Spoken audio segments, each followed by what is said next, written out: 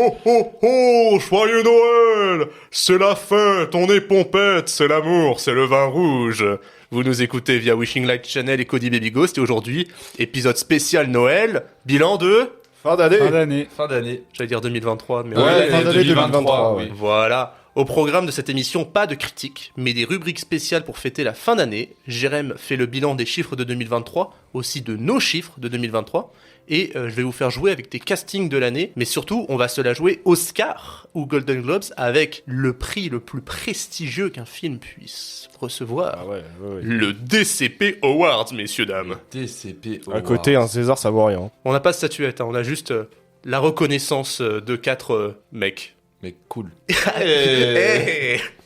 Mais on ne va pas déroger à toutes nos traditions, puisque le Joker est toujours là pour conclure l'émission. Et pour commencer, on a les actualités. Alors les potes, je vous ai même pas présenté. Je suis entouré de Fred, de Jérém, de Julien. Eh bah merci, et enfin, on nous présente. Bonjour. Joyeux Noël.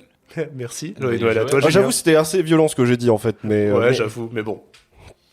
Joyeux Merci. Noël. Mais joyeux Noël, mon bro. Voilà, joyeux Noël de l'amour. Joyeux Noël. Et quelles sont les actualités de cette fin d'année 2023 ? Alors, moi, l'actu qui m'a fait un peu marrer, c'est la condamnation d'Isabelle Adjani à 2 ans de prison avec sursis et 250 000 euros d'amende pour fraude fiscale et blanchiment. Quoi ? En effet, l'actrice aux 5 César est condamnée pour s'être domiciliée au Portugal en 2016 et 2017 pour s'éviter 236 000 euros d'impôts. Également, avoir fait transiter 120 000 euros via un compte américain non déclaré. Et aussi, j'ai bien aimé la petite phrase de la présidente de la Cour qui a déclaré, je cite, « Actrice au talent incontestable, elle n'en reste pas moins une contribuable. D'une condamnation à une autre, Jonathan Majors a été reconnu coupable pour agression sur son ex-compagne et risque jusqu'à 1 an de prison. Le verdict tombera le 6 février. Mais une des conséquences majeures pour Majors, c'est la décision de Marvel qui s'ensuit. Lui qui devait incarner Kang, le grand adversaire des Avengers pour les films à suivre, est licencié. On connaît pas encore la suite, donc on sait pas si ce sera un remplacement d'acteur, une réécriture complète des films. Mais Majors aura eu le temps d'incarner Kang dans les 2 saisons de Loki et dans Ant-Man 3. Eh bien, on va parler un peu de Netflix. Et donc, Netflix semble se diriger vers une nouvelle technique marketing ou une nouvelle technique de production. Plutôt que de sortir des nouvelles séries, Netflix pencherait plutôt sur des spin-offs.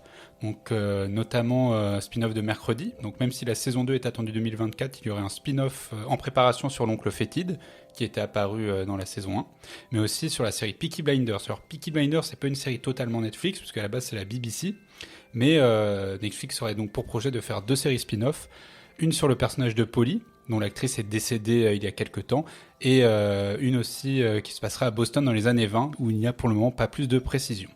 Ils ont beaucoup aimé ce que Paramount Plus a fait avec Walking Dead. Ouais, ils se lancent dans le spin-off, mais c'est ce qui marche bien. Même chez Amazon, on a lancé le spin-off de The Boys, donc... Puis Netflix avait déjà fait... Enfin, c'était AMC et Netflix, mais ils avaient déjà fait Better Call Saul. Oui. Et Fred ? Petite info, moi j'ai vu cette semaine que Greta Gerwig serait la présidente, enfin présiderait le jury de la 70e édition du Festival de Cannes. Et du coup, ça faisait longtemps qu'il n'y a pas eu une femme qui présidait le jury. La dernière fois, c'était en 2018 avec Cate Blanchett. Voilà. Bon, les gars, nous sommes dans la dernière émission de 2023 et qui dit fin d'année dit bilan d'année. Écoulé. Putain, on avait la même phrase, je crois. On avait Oui. écrit la même phrase. Et En du effet. coup, Jérémy, tes chiffres de 2023. Et oui, en effet, qui dit fin de l'année, dit bilan de l'année écoulée. Alors, ce qu'on va faire pour cette émission, Owen l'a déjà dit, c'est que les chroniques sera divisée en 2 parties. Une première maintenant sur les chiffres de 2023. Donc, on va parler chiffres du box-office en se concentrant sur les box-office, notamment français, américains et le box-office mondial également, avec tout plein de chiffres que j'ai pu récolter. Et la deuxième partie, qui sera un tout petit peu plus tard dans l'émission, qui sera sur nos chiffres, à nous, tous les 4, de 2023. Mais j'en parlerai plus en détail tout à l'heure. Commençons donc par les chiffres de 2023. Alors, vu que l'année n'est pas vraiment terminée, on va dire, je précise que les chiffres que j'ai pris se sont arrêtés à la mise à jour des box-office du dimanche 17 décembre, voilà. Tout d'abord, les champions du box-office, quels sont-ils ? On va essayer de voir ça dans plusieurs pays, et on va voir des similitudes, mais aussi les différences. La tendance évidente, c'est que la première place du box-office, dans une majorité de pays, se jouait entre Barbie et Super Mario Bros, le film. Mais si on regarde de plus près, Barbie a clairement l'ascendant sur Super Mario Bros, car dans presque tous les pays dont j'ai pu trouver un box-office détaillé, c'est bien Barbie qui emporte la première place. Mais pas partout, car la France est l'un des seuls territoires que j'ai pu trouver avec Super Mario Bros au-dessus de Barbie. À savoir que, pour entrer plus dans le détail, en France, c'est donc Super Mario Bros qui est en tête du classement avec plus de 7,3 millions d'entrées. Barbie se classe deuxième avec 5,8 millions d'entrées. Et enfin, pour compléter le podium, on trouve le premier film français de l'année avec Astérix et Obélix, l'Empire du Milieu, qui est pas très loin avec ses 4,6 millions d'entrées. Qui est pourtant considéré comme un échec du Et point de vue oui, de pâté. et oui, c'est ça le pire. Aux USA, c'est donc Barbie qui se trouve en tête du box-office de l'année avec plus de 636 millions de dollars de recettes. Super Mario Bros suit avec près de 575 millions, et enfin le podium est complété par Spider-Man Across the Spider-Verse avec plus de 380 millions de dollars. On retrouve donc 2 films d'animation sur podium, ce qui n'était jamais arrivé au XXIe siècle. Et donc pour vous dire que la rivalité entre Barbie et Super Mario Bros était présente partout. En Allemagne, Barbie est en première place, juste 600 000 entrées devant Super Mario Bros. Le film, et ces 2 films sont sur les 2 premières places du classement, je tiens à le préciser. Ce qui est le cas au Brésil également, où là la victoire de Barbie est encore plus nette, avec plus de 4 millions d'entrées de plus que Super Mario Bros. En Espagne, Barbie devance Super Mario Bros. De près de 900 000 entrées. Cas particulier, l'Italie où Barbie est numéro 1, mais où Super Mario Bros. N'est pas numéro 2, puisqu'il n'est qu'en 4ème place. Petit point sur les pays qui n'ont pas un de ces 2 films en tête de leur classement. La Chine, on va plus voir des films locaux, il faut attendre la 11ème place pour voir un film d'une autre nationalité, en l'occurrence Fast and Furious 10. Et si on revient sur notre rivalité, c'est encore une fois Barbie qui est devant Super Mario Bros en Chine. Également la Corée du Sud, où aucun de ces 2 films est en tête du classement, puisqu'également ce sont plus des films locaux qui sont vus en Corée du Sud. Mais on peut noter la 2ème place du film Élémentaire. Et enfin, pour revenir sur notre comparaison depuis tout à l'heure entre Super Mario Bros et Barbie, la Corée du Sud est avec la France l'un des rares pays où Super Mario Bros est devant Barbie et très loin, puisque Barbie n'a pas bien fonctionné en Corée du Sud du tout, faisant moins d'entrées que des films comme Fast and Furious 10, Ant-Man 3, Indiana Jones 5, The Marvels ou même The Flash. Faire moins que The Flash ou The Marvels. Donc Barbie en Corée du Sud, ça n'a pas du tout fonctionné. Enfin, au niveau box-office mondial, ces 2 films sont les seuls à avoir dépassé le milliard de dollars de recettes. 2 films dépassent ce cap, c'est un de moins que l'année dernière, mais un de plus qu'en 2021. Donc cela prouve bien que le box-office reprend des couleurs, mais doucement. On est encore loin de 2019 avec ces 9 films ayant dépassé le milliard de dollars de recettes. Mais c'est bien Barbie qui truste le haut du box-office cette année avec plus de 1,4 milliard de dollars de recettes mondiales contre 1,3 milliard pour Super Mario Bros. Le film complétant le podium étant Oppenheimer avec plus de 950 millions de dollars de recettes mondiales. Il faut mentionner Barbie parce que c'est la première fois qu'un film uniquement réalisé par une femme est en tête du box-office mondial. Voilà. Pour se reconcentrer un tout petit peu sur la France, je vais vous donner des pêle-mêle des films que j'ai pu trouver. Donc, dans le top 10, il y a 3 films français pour 7 films américains. Les films du top 10 ont atteint au minimum les 2,6 millions d'entrées. À comparaison, l'année dernière, le top 10 n'était composé que de films américains et il fallait au moins atteindre 2,7 millions d'entrées pour l'atteindre. Montée en puissance, car l'année dernière, seulement 28 films avaient atteint le million d'entrées contre 38 cette année. Et comme je l'ai dit, l'année n'est pas finie, donc il se peut qu'il y ait d'autres films qui se rajoutent. En ce qui concerne les démarrages, le meilleur premier jour de l'année, c'est pour Astérix et Obélix, avec plus de 466 000 entrées. En deuxième, Barbie, avec plus de 360 000 entrées. Et enfin, pour compléter le podium, le film Miraculous, film français, encore une fois, avec plus de 318 000 entrées. À comparaison, le meilleur premier jour de l'année dernière, c'était 603 500 entrées. Et où se situe la Patte Patrouille ? Elle n'est pas là, la Patte Patrouille, je suis désolé. Et c'était pas un gros succès ? Tout le monde disait que c'était un gros succès. Ouais, mais en fait, quand on a commencé à faire des CP, c'est pour ça que j'en parlais tout le temps, parce que c'était un bon succès au moment où on commençait à enregistrer des CP, mais là, sur la fin d'année, en global sur l'année, c'était pas non plus... La Patte Patrouille a chuté. Quelle indignité. Et donc, au niveau du démarrage, c'est-à-dire de la première semaine, c'est encore une fois Astérix et Obélix qui est en tête avec 1 892 686 entrées. Lors de la première semaine d'exploitation, à peine 16 000 entrées de plus que Super Mario Bros qui est deuxième. Enfin, Barbie complète le podium avec 1,6 million d'entrées la première semaine. A comparaison, l'année dernière, on avait eu le droit à un démarrage à plus de 2 millions d'entrées grâce à Avatar 2. En globalité, et alors que l'année n'est pas finie, il y aura eu plus d'entrées en France cette année que l'année dernière. On est à plus de 154 millions d'entrées sur 49 semaines pour 2023 contre 140 millions pour l'année dernière complète. Et enfin, la semaine durant laquelle on a enregistré le plus d'entrées en France, c'est celle du 19 au 25 juillet, semaine de sortie de Barbie et d'Oppenheimer, avec plus de 5 millions d'entrées. A contrario, la semaine la plus faible en termes d'entrées est celle du 6 au 12 septembre, avec tout juste 1,4 million d'entrées enregistrées cette semaine-là.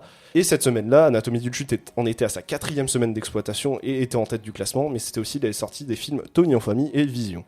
On continue sur des chiffres vite faits pour les USA. Pour atteindre le top 10 cette année au box-office américain, il fallait minimum faire 179 millions de dollars. Chose étonnante, le concert de Taylor Swift, que j'avais déjà vite fait évoquer une fois dans des chiffres, se retrouve à la 10e place du box-office américain cette année.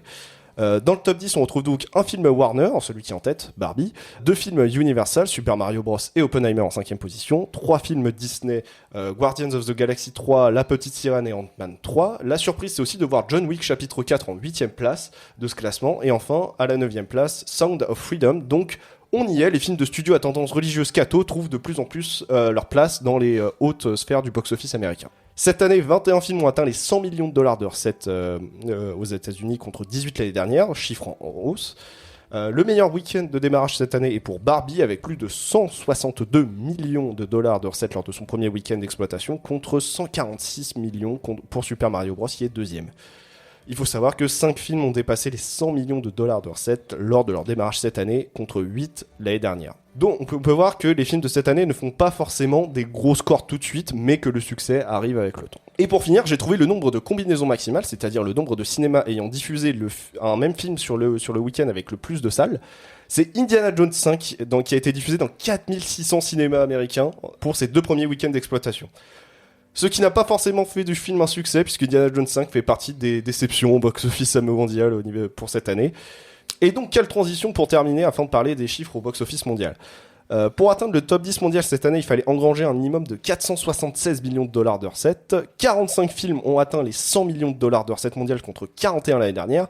Et cette année, les films qui ont atteint 100 millions de dollars au box-office mondial cette année, on en a parlé dans CCP parce qu'on a parlé de Killers of the Flower Moon, de L'Exorciste Dévotion, de Saw X ou encore de The Creator qui ont tous dépassé les 100 millions de dollars de recettes mondiales. Et donc le premier film français dans ce classement mondial, c'est donc Astérix et Obélix, l'Empire du Milieu, j'allais dire Mission Cléopâtre par pur... Pourtant, moi, c'était mon objectif quand ils ont fait la ressortie de 4K de Mission Cléopâtre. Moi, mon objectif, c'est d'aller le plus souvent au cinéma pour que ce film-là batte le score du dernier de Canel. Non mais c'est par automatisme, j'ai failli dire Mission Cléopâtre par automatisme, donc c'est bien Astérix et Obélix l'Empire du Milieu qui est à la 67e place du box-office mondial de cette année avec 46 millions de dollars de recettes mondiales. Et donc oui, c'est un petit échec en effet pour Pathé, puisque le budget était de 60 millions. Et donc je parlais de déception au box-office cette année, il y en a eu plusieurs. J'ai évoqué Indiana Jones 5 qui avec ses quasi 300 millions de dollars de budget n'a récolté que 383 millions.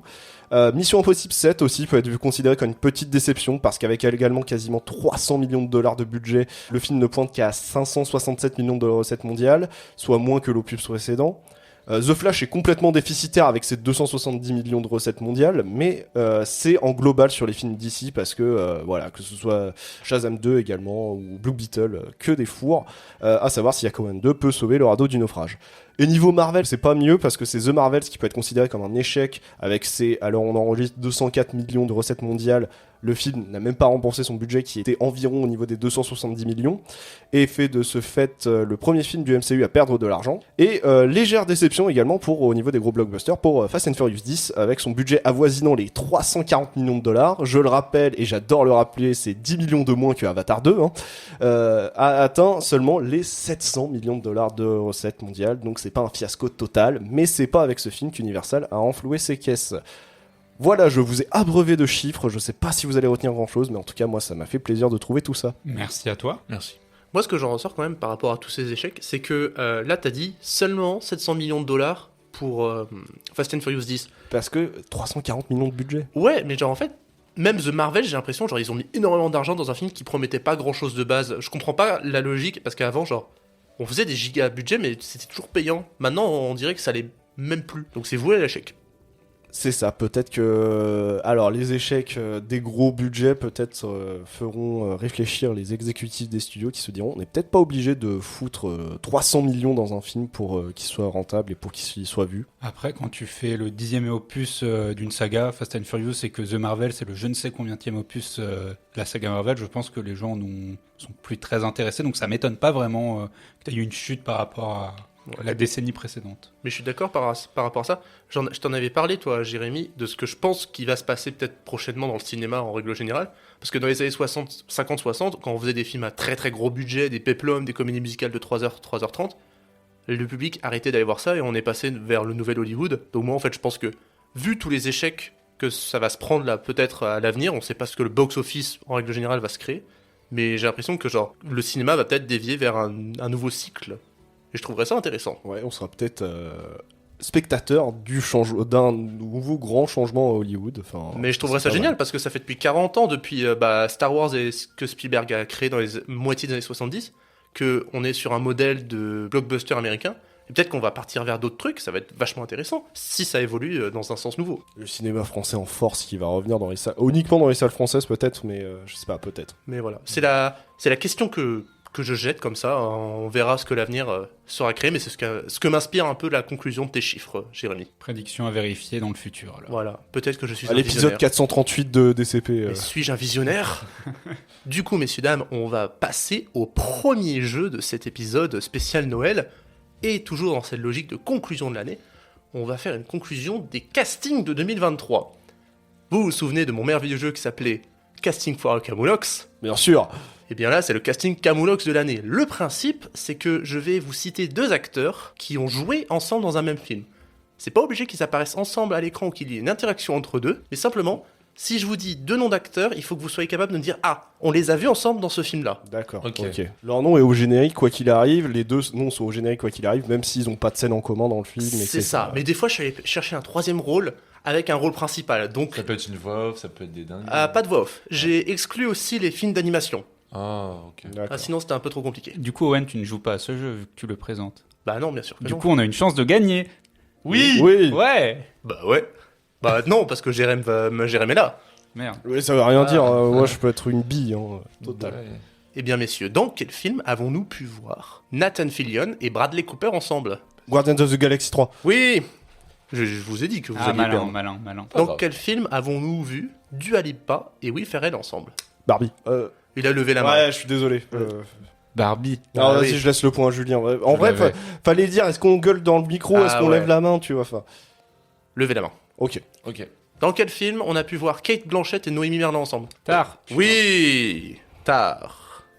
Je vais préparer maintenant. Film qui dure beaucoup trop longtemps pour ce que c'est. 2h40, c'est quand même quelque chose. Dans quel film on a vu Mads Mikkelsen et Harrison Ford? Indiana Jones 5. Bah bien sûr. Je n'ai vu aucun. Ah merde. Bon. Non, mais c'est pas grave. Je passe. Normalement, j'ai regardé les tableaux des films que vous avez vus. Normalement, c'est des films que vous avez vus au moins une personne. Oui, bon, Barbie, oui. Dans quel film on a pu voir Rupert Grint et Dave Bautista? Dans Case de cabine, putain, c'est un chien malade, je pouvais pas. J'étais obligé de l'avoir. oui. Je partais du principe que tu l'avais celui-là. Dans quel film on a vu Laura Dern et Anthony Hopkins? The Sun. Oui. Pardon. Cet homme est trop fort. Dans quel film on a pu voir Peter Dinklage et Viola Davis? Hunger Games. Oui, Fred. J'allais dire une connerie, donc merci Fred d'avoir eu. T'allais dire quoi? T'allais dire quoi? Je sais pas, j'avais pensé à genre Cyrano, mais c'est sorti l'année dernière, donc ça fonctionnait pas, donc. C'est vrai, mais non. Alors, dans quel film on a vu Bill Murray et Michelle Pfeiffer? C'est un blockbuster. Putain. Ant-Man 3. Oui, il est dans Ah, Ant-Man. il est 3. dans Ant-Man, lui? Oui, il fait un caméo. Justement, oui, en plus, il est direct dans la bande-annonce, c'était en mode, ah putain, il y a Bill Murray dans Ant-Man 3, d'accord. Puis il y a une blague comme quoi Bill Murray et Michelle Pfeiffer ont copulé ensemble. Trop bien. Voilà. Cool. Dans quel film on a pu voir Pierre Richard et Johnny Depp? Jeanne Dubarry. Oh là là. Jeanne Tu sais que- Dubarry. Attends, je crois que Jeanne Dubarry, c'est le seul film qu'a fait Pierre Richard cette année, donc. Non, possible. Non, il y en a. il était pas dans Astérix, justement? Oui, Non. c'est vrai. Ouais, c'est bon, vrai. d'accord. Mais, Justement, euh, parce que t'as dit Pierre Richard, je me suis dit, ça peut être Astérix avec le C'est deuxième, vrai. tu vois. Mais peut-on considérer Astérix comme un film? Jeanne Dubarry, on peut poser la même question, mais je l'ai pas vu. Mais c'est en faisant les recherches pour le jeu que j'ai découvert que Pierre Richard était dedans. Et il y a. Comment il s'appelle? Raphaël Quenard qui est dedans. Ah ouais? Il est dans Jeanne Il fait une Dubarry? brève apparition en tant que chambellan. Dans quel film on a vu Laure Calamy et Grégoire Ludig? Je sais pas, c'est à toi de juger, là. Je vais dire Fred parce qu'il a pas beaucoup de points. Il y a conduite dedans. Oui, Il faut me donner le mot avant. Bonne conduite! oui. J'en ai 2 au moins. Je voulais trop le voir et je l'ai pas vu. Il est Je peux resté m'arrêter là. très peu de temps en salle. Il était sympa. C'était il- jeune. Oh, c'était très bien. C'est Jonathan Barré qui l'a réalisé Oui. aussi, Oui, ouais. Ouais, Ouais, c'est un toujours. film du Palma Show. Dans quel film on a vu George Clooney et Michael Keaton? The Flash. Bah oui, The Putain, Flash. je trouve que les films de merde, c'est Ah oui, génial. Michael Keaton. Ouais. Bah ouais. Dans quel film on a vu François Cluzet et Louise Bourgoin? Un métier sérieux. Mais cet homme va trop vite, bon sang de bonsoir. En même temps, on en a parlé en même temps. Laisse-le Bah laisse-nous ouais, le temps mais- de lever la main. Dans quel film on a vu Camille Cotin et Michel Yeo? Ah oui. Julien? Je l'ai maintenant qu'il a levé la main. C'est pas Tony en famille? Non, Perdu. c'est Mystère à Venise. Oui. Et je l'ai pas vu Mystère à Venise en plus, c'est ça le bien. Pas vu non plus. Euh, J'ai entendu Camille Il y a que toi qui l'as vu, moi je je crois. l'ai vu en avant-première. Bof. Ah. Sans plus. Dans quel film on a vu Jonathan Cohen et Vincent Cassel? Julien? Astérix aussi. Bah ouais. également. Bah oui. Bah ouais, Non, mais on n'avait pas évoqué Astérix, on avait juste évoqué comme ça, mais pas en tant que réponse, donc... Et dans quel film, et là ça va être ma dernière réponse, donc on sait très bien qui a gagné. Question. Ma dernière question, oui. Dans quel film on a vu Matthew Broderick et Jennifer Lawrence? le challenge. Eh oui, cet homme repart avec 9 points. Julien 4 et Fred 2. Ouais! Tu es un... En vrai, 2 points, c'est cool. Bravo. J'applaudis Fred pour ses 2 points. Je pensais à la même chose. Bon, eh bien, ainsi se conclut notre première session de jeu. C'était le casting Camoulox de l'année. Et comme dit plus tôt, on va pas faire de critique. Par contre, on est quand même un peu allé voir des films au cinéma.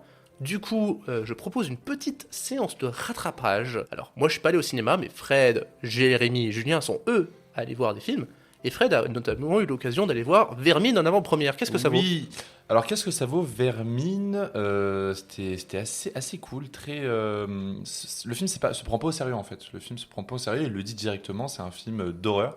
Moi, dans la salle, il y avait le réalisateur qui disait c'est le premier vrai film d'horreur français. Donc, je pense qu'il taclait un peu tout. Non, mais il taclait un peu, vous savez, toute la vibe du Elevated Horror, film d'horreur, critique sociale de, par exemple, Gilles Ducournau, enfin plein de Pascal films. Laugier, un peu. Voilà, enfin, Pascal Laugier, ouais, on va pas parler de Pascal Laugier. Mais bref, je pense qu'il balayait un peu tout ce cinéma très prétentieux. Et du coup, c'est vrai que Vermine ne se veut pas comme un film prétentieux. C'est un film d'horreur, un huis clos avec des araignées qui poursuivent nos personnages. C'est très drôle, c'est bien filmé, c'est peut-être un peu kitsch, c'est vrai. Mais voilà, c'est un film qui se regarde, 27 décembre. N'hésitez pas à y aller. Voilà. Et est-ce que les créatures, ça t'a fait quelque chose ? Parce que c'est un film sur quand même des araignées, des trucs comme ça, donc je sais que ça peut en terrifier certains. Bah, c'est vrai que je pense que c'est arachnophobe, le film, faut pas aller le voir, faut clairement pas aller le voir. Mais non, le film m'a pas non plus effrayé, quoi. Enfin, c'est un film vraiment très, très drôle. Il y a Jérôme Niel dedans, donc Jérôme Niel, il vole un peu l'affiche. Il est vraiment là dans le film pour faire Jérôme Niel pour le coup. Il y a un peu de la critique sociale dedans, comme dans tout film d'horreur. Donc les CRS, bon voilà, on parle que ça dans le cinéma d'horreur, donc ça se fait dedans. La banlieue aussi. Et là, la blague aussi que je trouvais. Enfin, le truc assez drôle que je trouvais, c'est que je trouve que le film parlait plus de la banlieue et de tout ce qui est genre bâtiments, logements sociaux que Bâtiment 5 en fait. Donc. Je suis en train de cracher sur Bâtiment 5, ça se fait pas. Mais voilà. En tout cas, T'étais pas avec nous quand t'as... j'étais pas là. Mais Mais tu sais, en plus, je me suis dit, ça aurait été trop marrant que je vous envoie des vocaux et qu'on mette ça dans le DCP. C'est vrai. Mais juste, du coup, l'occasion, en 2 mots, Bâtiment 5. Un peu décevant. Ah oui, on est d'accord. Ouais, un peu décevant.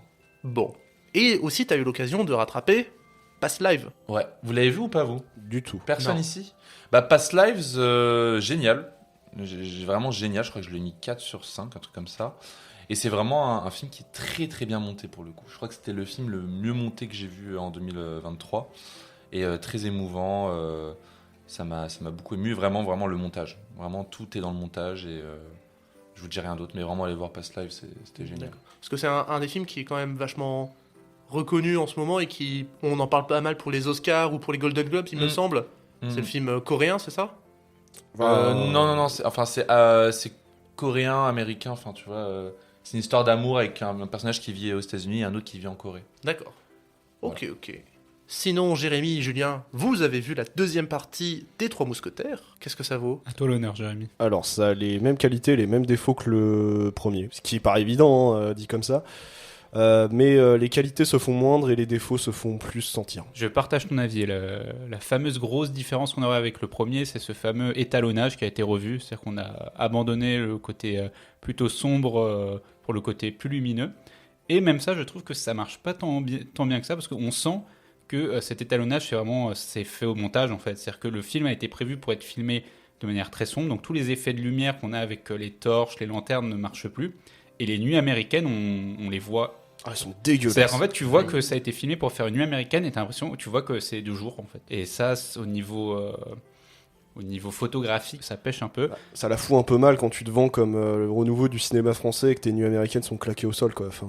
Cependant, ça reste quand même toujours plaisant de voir un blockbuster ambitieux de cette manière-là, même s'il partage pas mal de défauts, notamment par rapport au premier, ça s'essouffle pas mal en termes d'intrigue. Là où le premier arrivait à mieux développer ses personnages, à faire des meilleures péripéties, puisque c'est ce qu'est le roman Les Trois Mousquetaires, c'est plein de petites péripéties imbriquées dans la grande intrigue.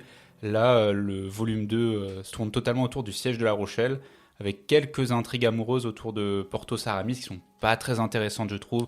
C'est marrant, mais c'est pas très intéressant. Mais voilà, on a quand même des gros plans en drone qui sont assez sympas. On a une ambiance qui rappelle Pirates des Caraïbes, je trouve, avec un côté un peu vaisseau, bataille navale, très esquissée, mais présente. Des bonnes scènes d'action, mais qui, comme disait Jérémy, partagent le même défaut que le premier, c'est filmé tout caméra épaule. Donc on sent qu'il y a de la chorégraphie, mais ça fait vite brouillon. Ouais, c'est ça, avec le plan séquence en plus, ça aide pas.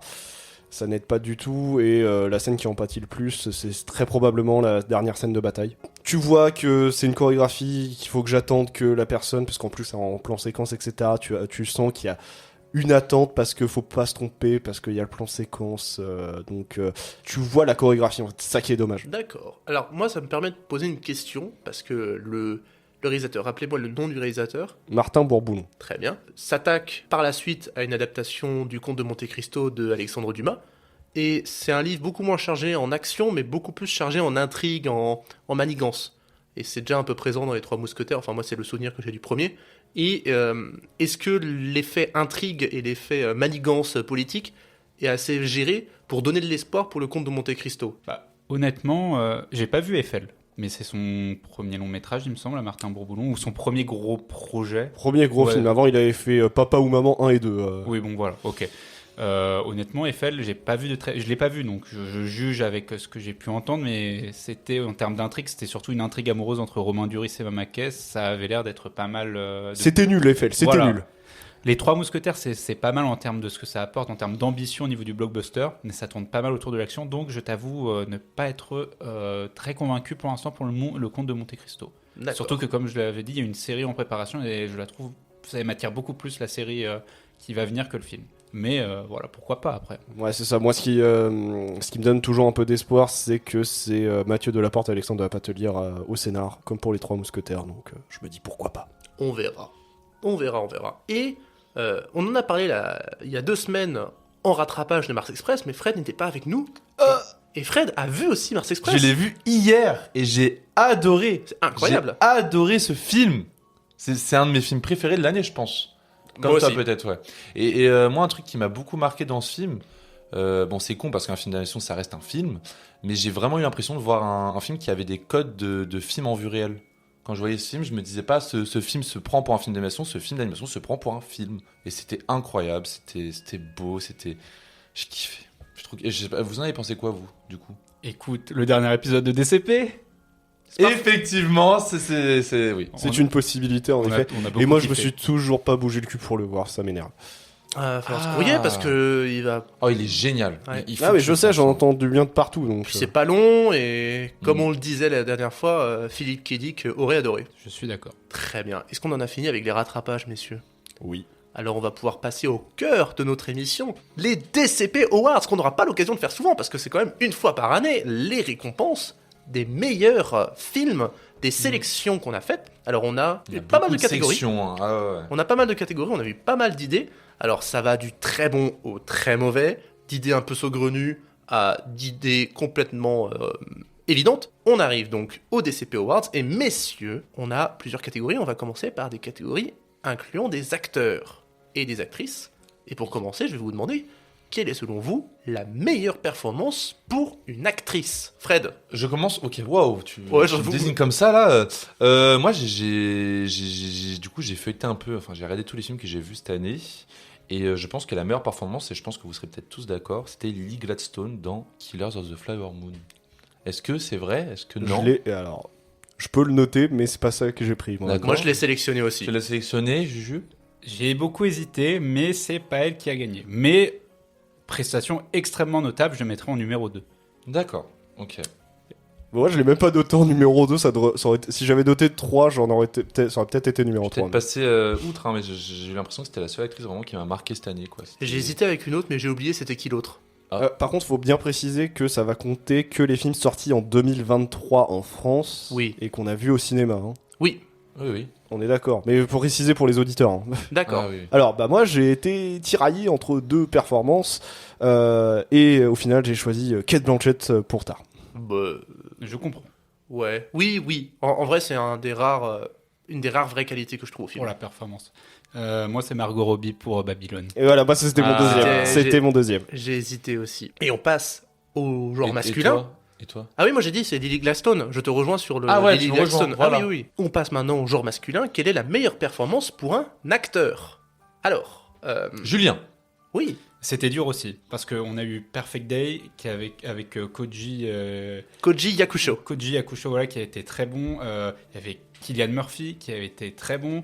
Il y a eu Raphaël Quenard aussi, qui a été très bon, que ce soit dans Chien de la Casse ou dans Yannick, mais je l'ai donné à Robert De Niro pour Killer of the Flower Moon, parce que Robert De Niro est acteur secondaire dans ce film, mais il a éteint tout le monde.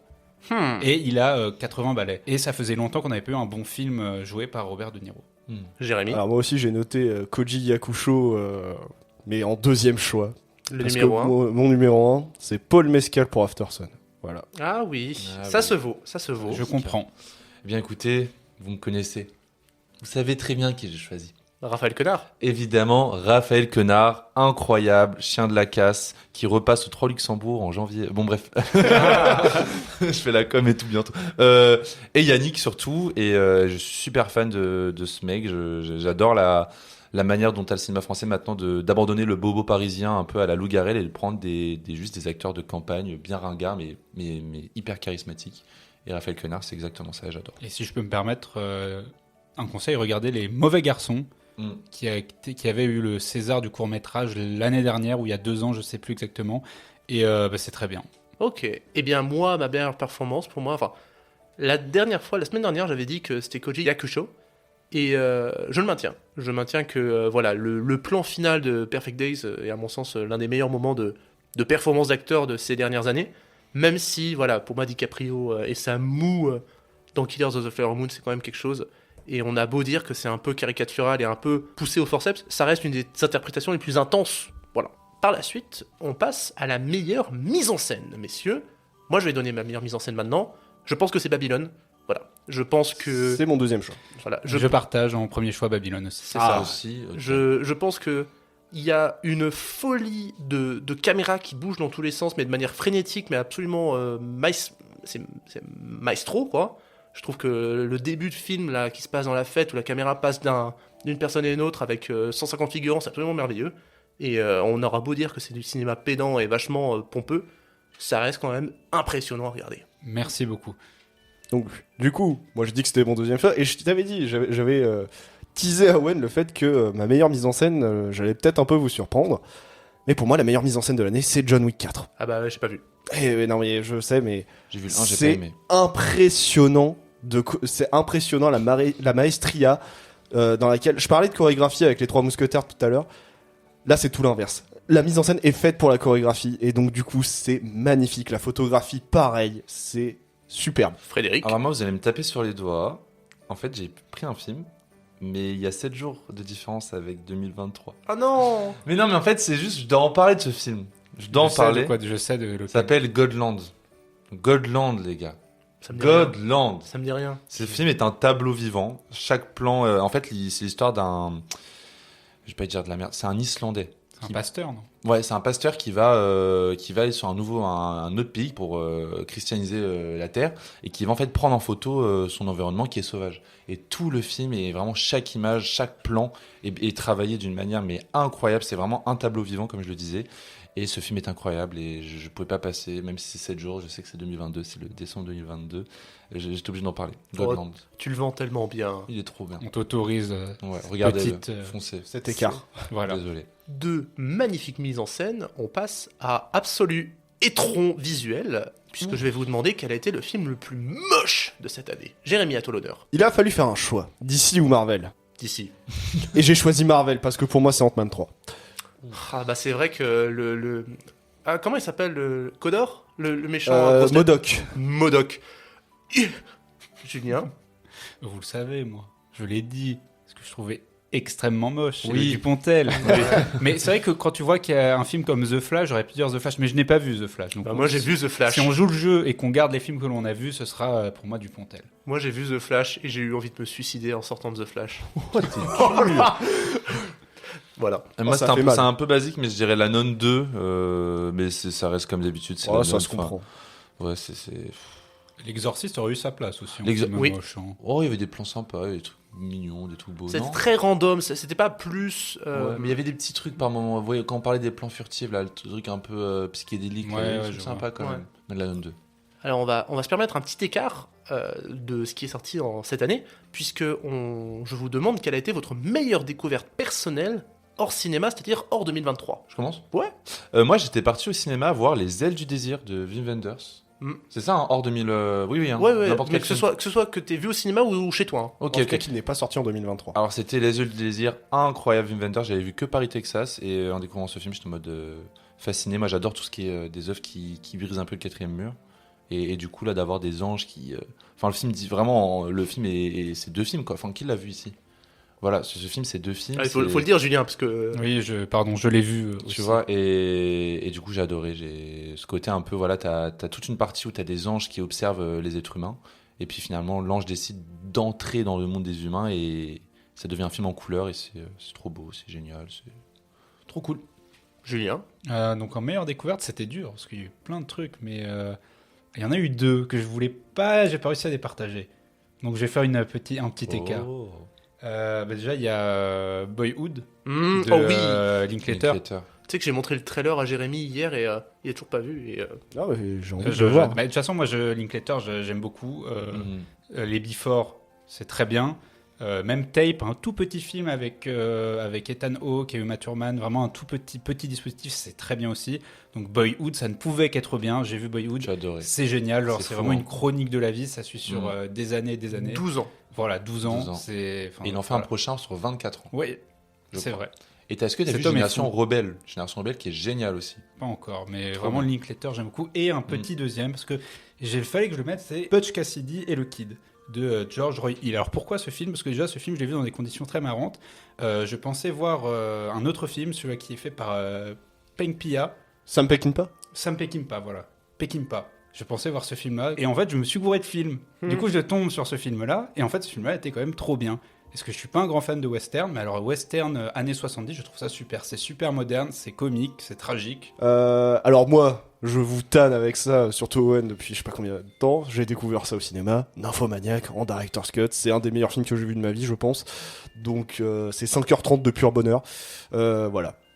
Mais je m'autorise un tout petit écart comme Julien pour mentionner également JFK en Director's Cut que j'ai découvert cette année. Et c'était pareil, magnifique. 3h30, Kevin Costner au top. Enfin voilà.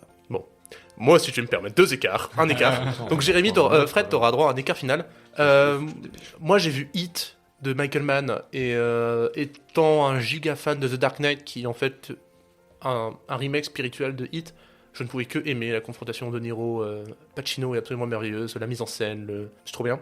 Et aussi, c'était avec Fred, on a vu La Cité de Dieu, qui est un film brésilien sur une bande. Donc oui, un film sur les favelas, et c'est vraiment incroyable. En matière de furiosité, ça rejoint un peu ce que j'allais dire sur Babylone, il y a un côté très furieux et très de pure maestria en matière de mise en scène et d'idées de mise en scène. J'ai plein d'idées qui viennent de popper, donc je vais pas en raconter dizaines, mais voilà, c'est incroyable. Et c'est un des films les plus connus du cinéma brésilien, mais en même temps, c'est un film merveilleux. Et Fred, du coup, t'as un droit à un écart. Mon deuxième choix. Alors pendant mon road trip en Italie, je me suis tapé plein de films italiens. J'étais un peu dans le délire et j'ai découvert une pépite de 2022 qui s'appelle Les 8 montagnes, les Otto Montagne, et qui est génial, qui est un film qui prend son temps parce que c'est un film qui parle de 20-30 ans d'amitié entre 2 hommes. Aucune romance homosexuelle, c'est vraiment juste une amitié entre 2 mecs. Et c'est génial. L'un décide de faire ça de sa vie, l'autre aussi, et c'est génial. Regardez-le. Très bien. On revient vers 2023 et je vais vous demander quel a été le personnage le plus relou que vous avez vu cette année. Je suis sûr qu'on est tous d'accord. Bah vas-y. Boys the Fred. Ah non. Ah non. Wesh, Non, les non. gars, Boys the Fred, t'en as parlé toi aussi? Non, mais moi, c'est aussi Joaquin Phoenix, mais pour Napoléon. Ah Alors moi, alors quand je dis Boys the Fred, c'est pas que je critique pas le film, moi j'adore Boys the Fred, mais c'est vrai que le personnage est genre Ouais, ça, antipathique as fuck quoi. passe T'en sa peux vie à geindre, quoi. T'en peux plus. Donc voilà, je dirais vraiment, ça m'a beaucoup marqué, mais dans le bon sens. Dans le bon D'accord. sens. Et toi, du C'est coup, dans le mauvais sens. Ouais. Et du coup, Julien dans Napoléon. Voilà. Ok. Moi, il y a Hardin dans After 5. Je plus soi. Voilà. Plus. Bon, on est allé jusqu'au 5e épisode de After Vous êtes trop fort. avec Jérémy. Je ne vais pas m'étendre sur Hardin et je ne veux pas qu'il s'étende sur moi. Non, je m'étendrai sur la fin qui est vraiment. c'est- Je n'ai jamais autant eu de haine envers un film que Ouais, y a- devant la fin de ce film. Mais le personnage qui m'a le plus un peu pompé l'air, c'est dans un très bon film, puisque c'est dans Anatomie d'une chute, c'est l'avocat général incarné par Antoine Reynatz. Donc c'est pas Russell Arlo, hein, c'est l'autre, celui qui a les cheveux rasés, qui est insupportable, qui En plus, un peu incohérent en matière de scénario, puisque c'est le procureur, donc il n'est pas censé être contre Sandra Hüller dans le film, il est censé être pour la vérité. Sauf que le mec, il veut vraiment juste l'enfoncer, tu vois. Donc ce qui le rend plus antipathique, mais qui, d'un point de vue judiciaire, est un peu incohérent. Mais je divague. Et donc moi, à part Hardin, donc je sais pas. Alors je crois qu'il y a que Fred qui l'a vu. Tu diras si tu confirmes ou pas. Mais Michal dans Acid, aka Guillaume Canet, enfin le personnage de Guillaume Canet dans Acid. Oui, putain. En fait, ce personnage, je n'arrive pas à avoir d'émotion et d'empathie pour lui. Donc du coup, c'est assez compliqué. Surtout le début aide pas du tout. Le début du film aide comme pas on du disait, tout. il y a quand même Guillaume Canet qui joue un mec de la CGT. Enfin, tu vois, il y a déjà ce truc qui te met dans. Voilà, non mais le début aide pas du tout aussi, ça te le rend pas du tout, enfin ça donne pas envie de le suivre, donc et les choix qu'il fait par la suite du film encore moins, donc. Et on en parle aussi de sa fille quand même. Ouais qui est mais aussi tu vois, chiante, quoi. ouais mais lui c'est au-dessus. Ouais, j'ai l'impression Voilà. qu'il a voulu vraiment caricaturer un personnage un peu grognon, un peu sans savoir jouer ça en fait. Donc, Ouais, c'est ça. Vous connaissez ma passion pour les cheveux. Ah oui. Quels ont été les plus beaux cheveux de 2023 ? Qui veut commencer? Tu veux commencer? Margot Robbie dans Babylone. Margot Robbie dans Barbie. J'ai dû trancher. Ah non, moi, les cheveux frisés de Margot Robbie, c'est... Waouh. Alors moi j'ai peur maintenant de dire mon choix parce que j'ai l'impression que vous dites juste parce que vous la trouvez super sexy et belle. Moi j'allais dire le garçon et le héron, la coupe du gamin avec la coupe punk. Bah non mais c'est. Ah non, des c'est cheveux tout à rasés. fait... Non mais voilà, Ouais. moi je l'ai trouvé beau juste en mode le style. Vous, Non, mais je suis tout à fait d'accord, t'as le voilà, droit. On a dit les plus beaux cheveux, pas les cheveux les plus sexy. voilà. Alors je tiens à dire que Owen, tu m'as fait chier avec ta catégorie sur les cheveux encore une Oui. fois. Et j'ai décidé au final d'opter pour Orlando Bloom dans Gran Turismo parce qu'il a les cheveux plaqués, c'est magnifique. On dirait qu'il a un mulet et les cheveux giga gras. Ouais, bah je sais pas. Je suis désolé. Tu m'as fait chier avec ta catégorie de toute façon. Bon, écoute, Orlando Bloom est un mec magnifique. Moi, je veux le même shampoing que Margot Robbie dans Barbie. Ouais, Avoir les cheveux soyeux, là. c'est fou, hein. Et Jérémy, il veut le même gel qu'Orlando Bloom. C'est du Viveldop fixation biéton en fait. Mais oui. Ensuite, messieurs, je vais vous demander quel a été le meilleur casting de cette année. Le film qui a le meilleur casting, les meilleurs acteurs avec lui. Oppenheimer. Ah, Oppenheimer. En termes de casting, si on va vraiment sur la question du casting, c'est juste que Nolan l'exploite mal. C'est ça. C'est-à-dire Ah, qu'il a oui. Florence Pugh, il a Emily Blunt, qui l'utilise très mal, mais si ça, il avait su bien les utiliser, il a quand même Matt Damon, Cillian Murphy, Robert Downey Jr. c'est vrai. Ma question est floue. C'est le casting le mieux utilisé ou le film avec juste les meilleures têtes d'affiche? C'est ça, parce que si on était sur le film avec les plus grosses têtes d'affiche, tout ça, j'aurais peut-être choisi Oppenheimer aussi, mais moi j'ai choisi le casting où je trouve que chaque acteur est parfaitement casté pour le rôle, etc. Et que oui, d'accord. du coup ça donne quelque chose vraiment de ouf. Pour Pareil. moi, c'est Je verrai toujours vos visages. Ah bah voilà. Qui pour moi, enfin, j'ai jamais vu des performances d'acteurs comme celle-ci en fait. C'est exceptionnellement bien dirigé en termes d'acting, etc. Donc On se magnifique. rejoint totalement, j'allais dire aussi je verrai toujours vos visages. Je voulais le voir, mais je l'ai pas vu. Qui est incroyable, même c'est ouf, même Raphaël Quenard qui apparaît genre vraiment mais quelques secondes. Mais même Ouais, lui, il a une scène. Il est fou. Voilà. Ok, bah moi, c'est classique ce que je vais dire, mais Killers of the Flower Moon, c'est merveilleux. Moi, de base, je voulais voir le film simplement parce que il y avait Leonardo DiCaprio et Robert De Niro ensemble, tu vois, ce qui n'était pas arrivé depuis peut-être 25 ans. Et puis aussi Lily Gladstone en plus. Ça, c'est la bonne surprise du film, parce Ouais. que tu t'y attends pas du tout. Tu vas voir le film pour De Niro DiCaprio et tu as une des meilleures performances de 2023. C'est ça. Lily Gladstone. C'est ça. C'est vraiment un trio d'acteurs, sachant que le reste aussi est vraiment qualitatif. Hein. Jesse Plemons en tête, j'ai pas les noms des autres acteurs, mais en règle générale, le casting de Killers of the Flower Moon est vraiment somptueux. J'en arrive à quelque chose qui fait un peu chier, les gars, parce que je vous demande pas quel est le plus mauvais film, ça on va venir après, mais quelle a été votre plus grande attente, mais la plus grosse déception en fait. Quelle a été la plus grosse déception de cette année? Et moi je vais commencer, les gars, parce qu'on a parlé de ce film. J'avais dit que c'était la première fois que je n'aimais pas un film de ce réalisateur, puisque je n'ai pas aimé. Ce killer. Et oui, Oh non. c'est la première fois que je n'ai pas aimé un film de David Mais Fincher, non. et ça me fait chier. Fred? Moi, je t'avais grave saoulé avec ce film. Je t'ai dit, mais c'est trop bien. Il a déjà fait des films d'horreur. Halloween 2018, c'était génial. The Exorcist.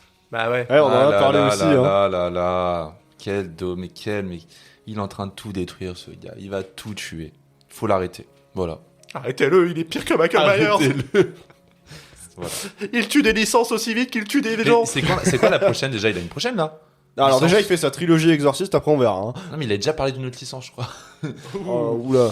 Donnez-lui vendredi 13. Ouais, Y a rien à massacrer. C'est tout. C'est ce qu'on avait dit dans la critique de l'époque. Pour ceux qui n'ont pas vu l'épisode 1 Écoutez. d'épisode 2 de DCP, Voilà. écoutez l'épisode 2 de DCP. Jérémy, Alors, moi, pareil, j'ai hésité entre deux.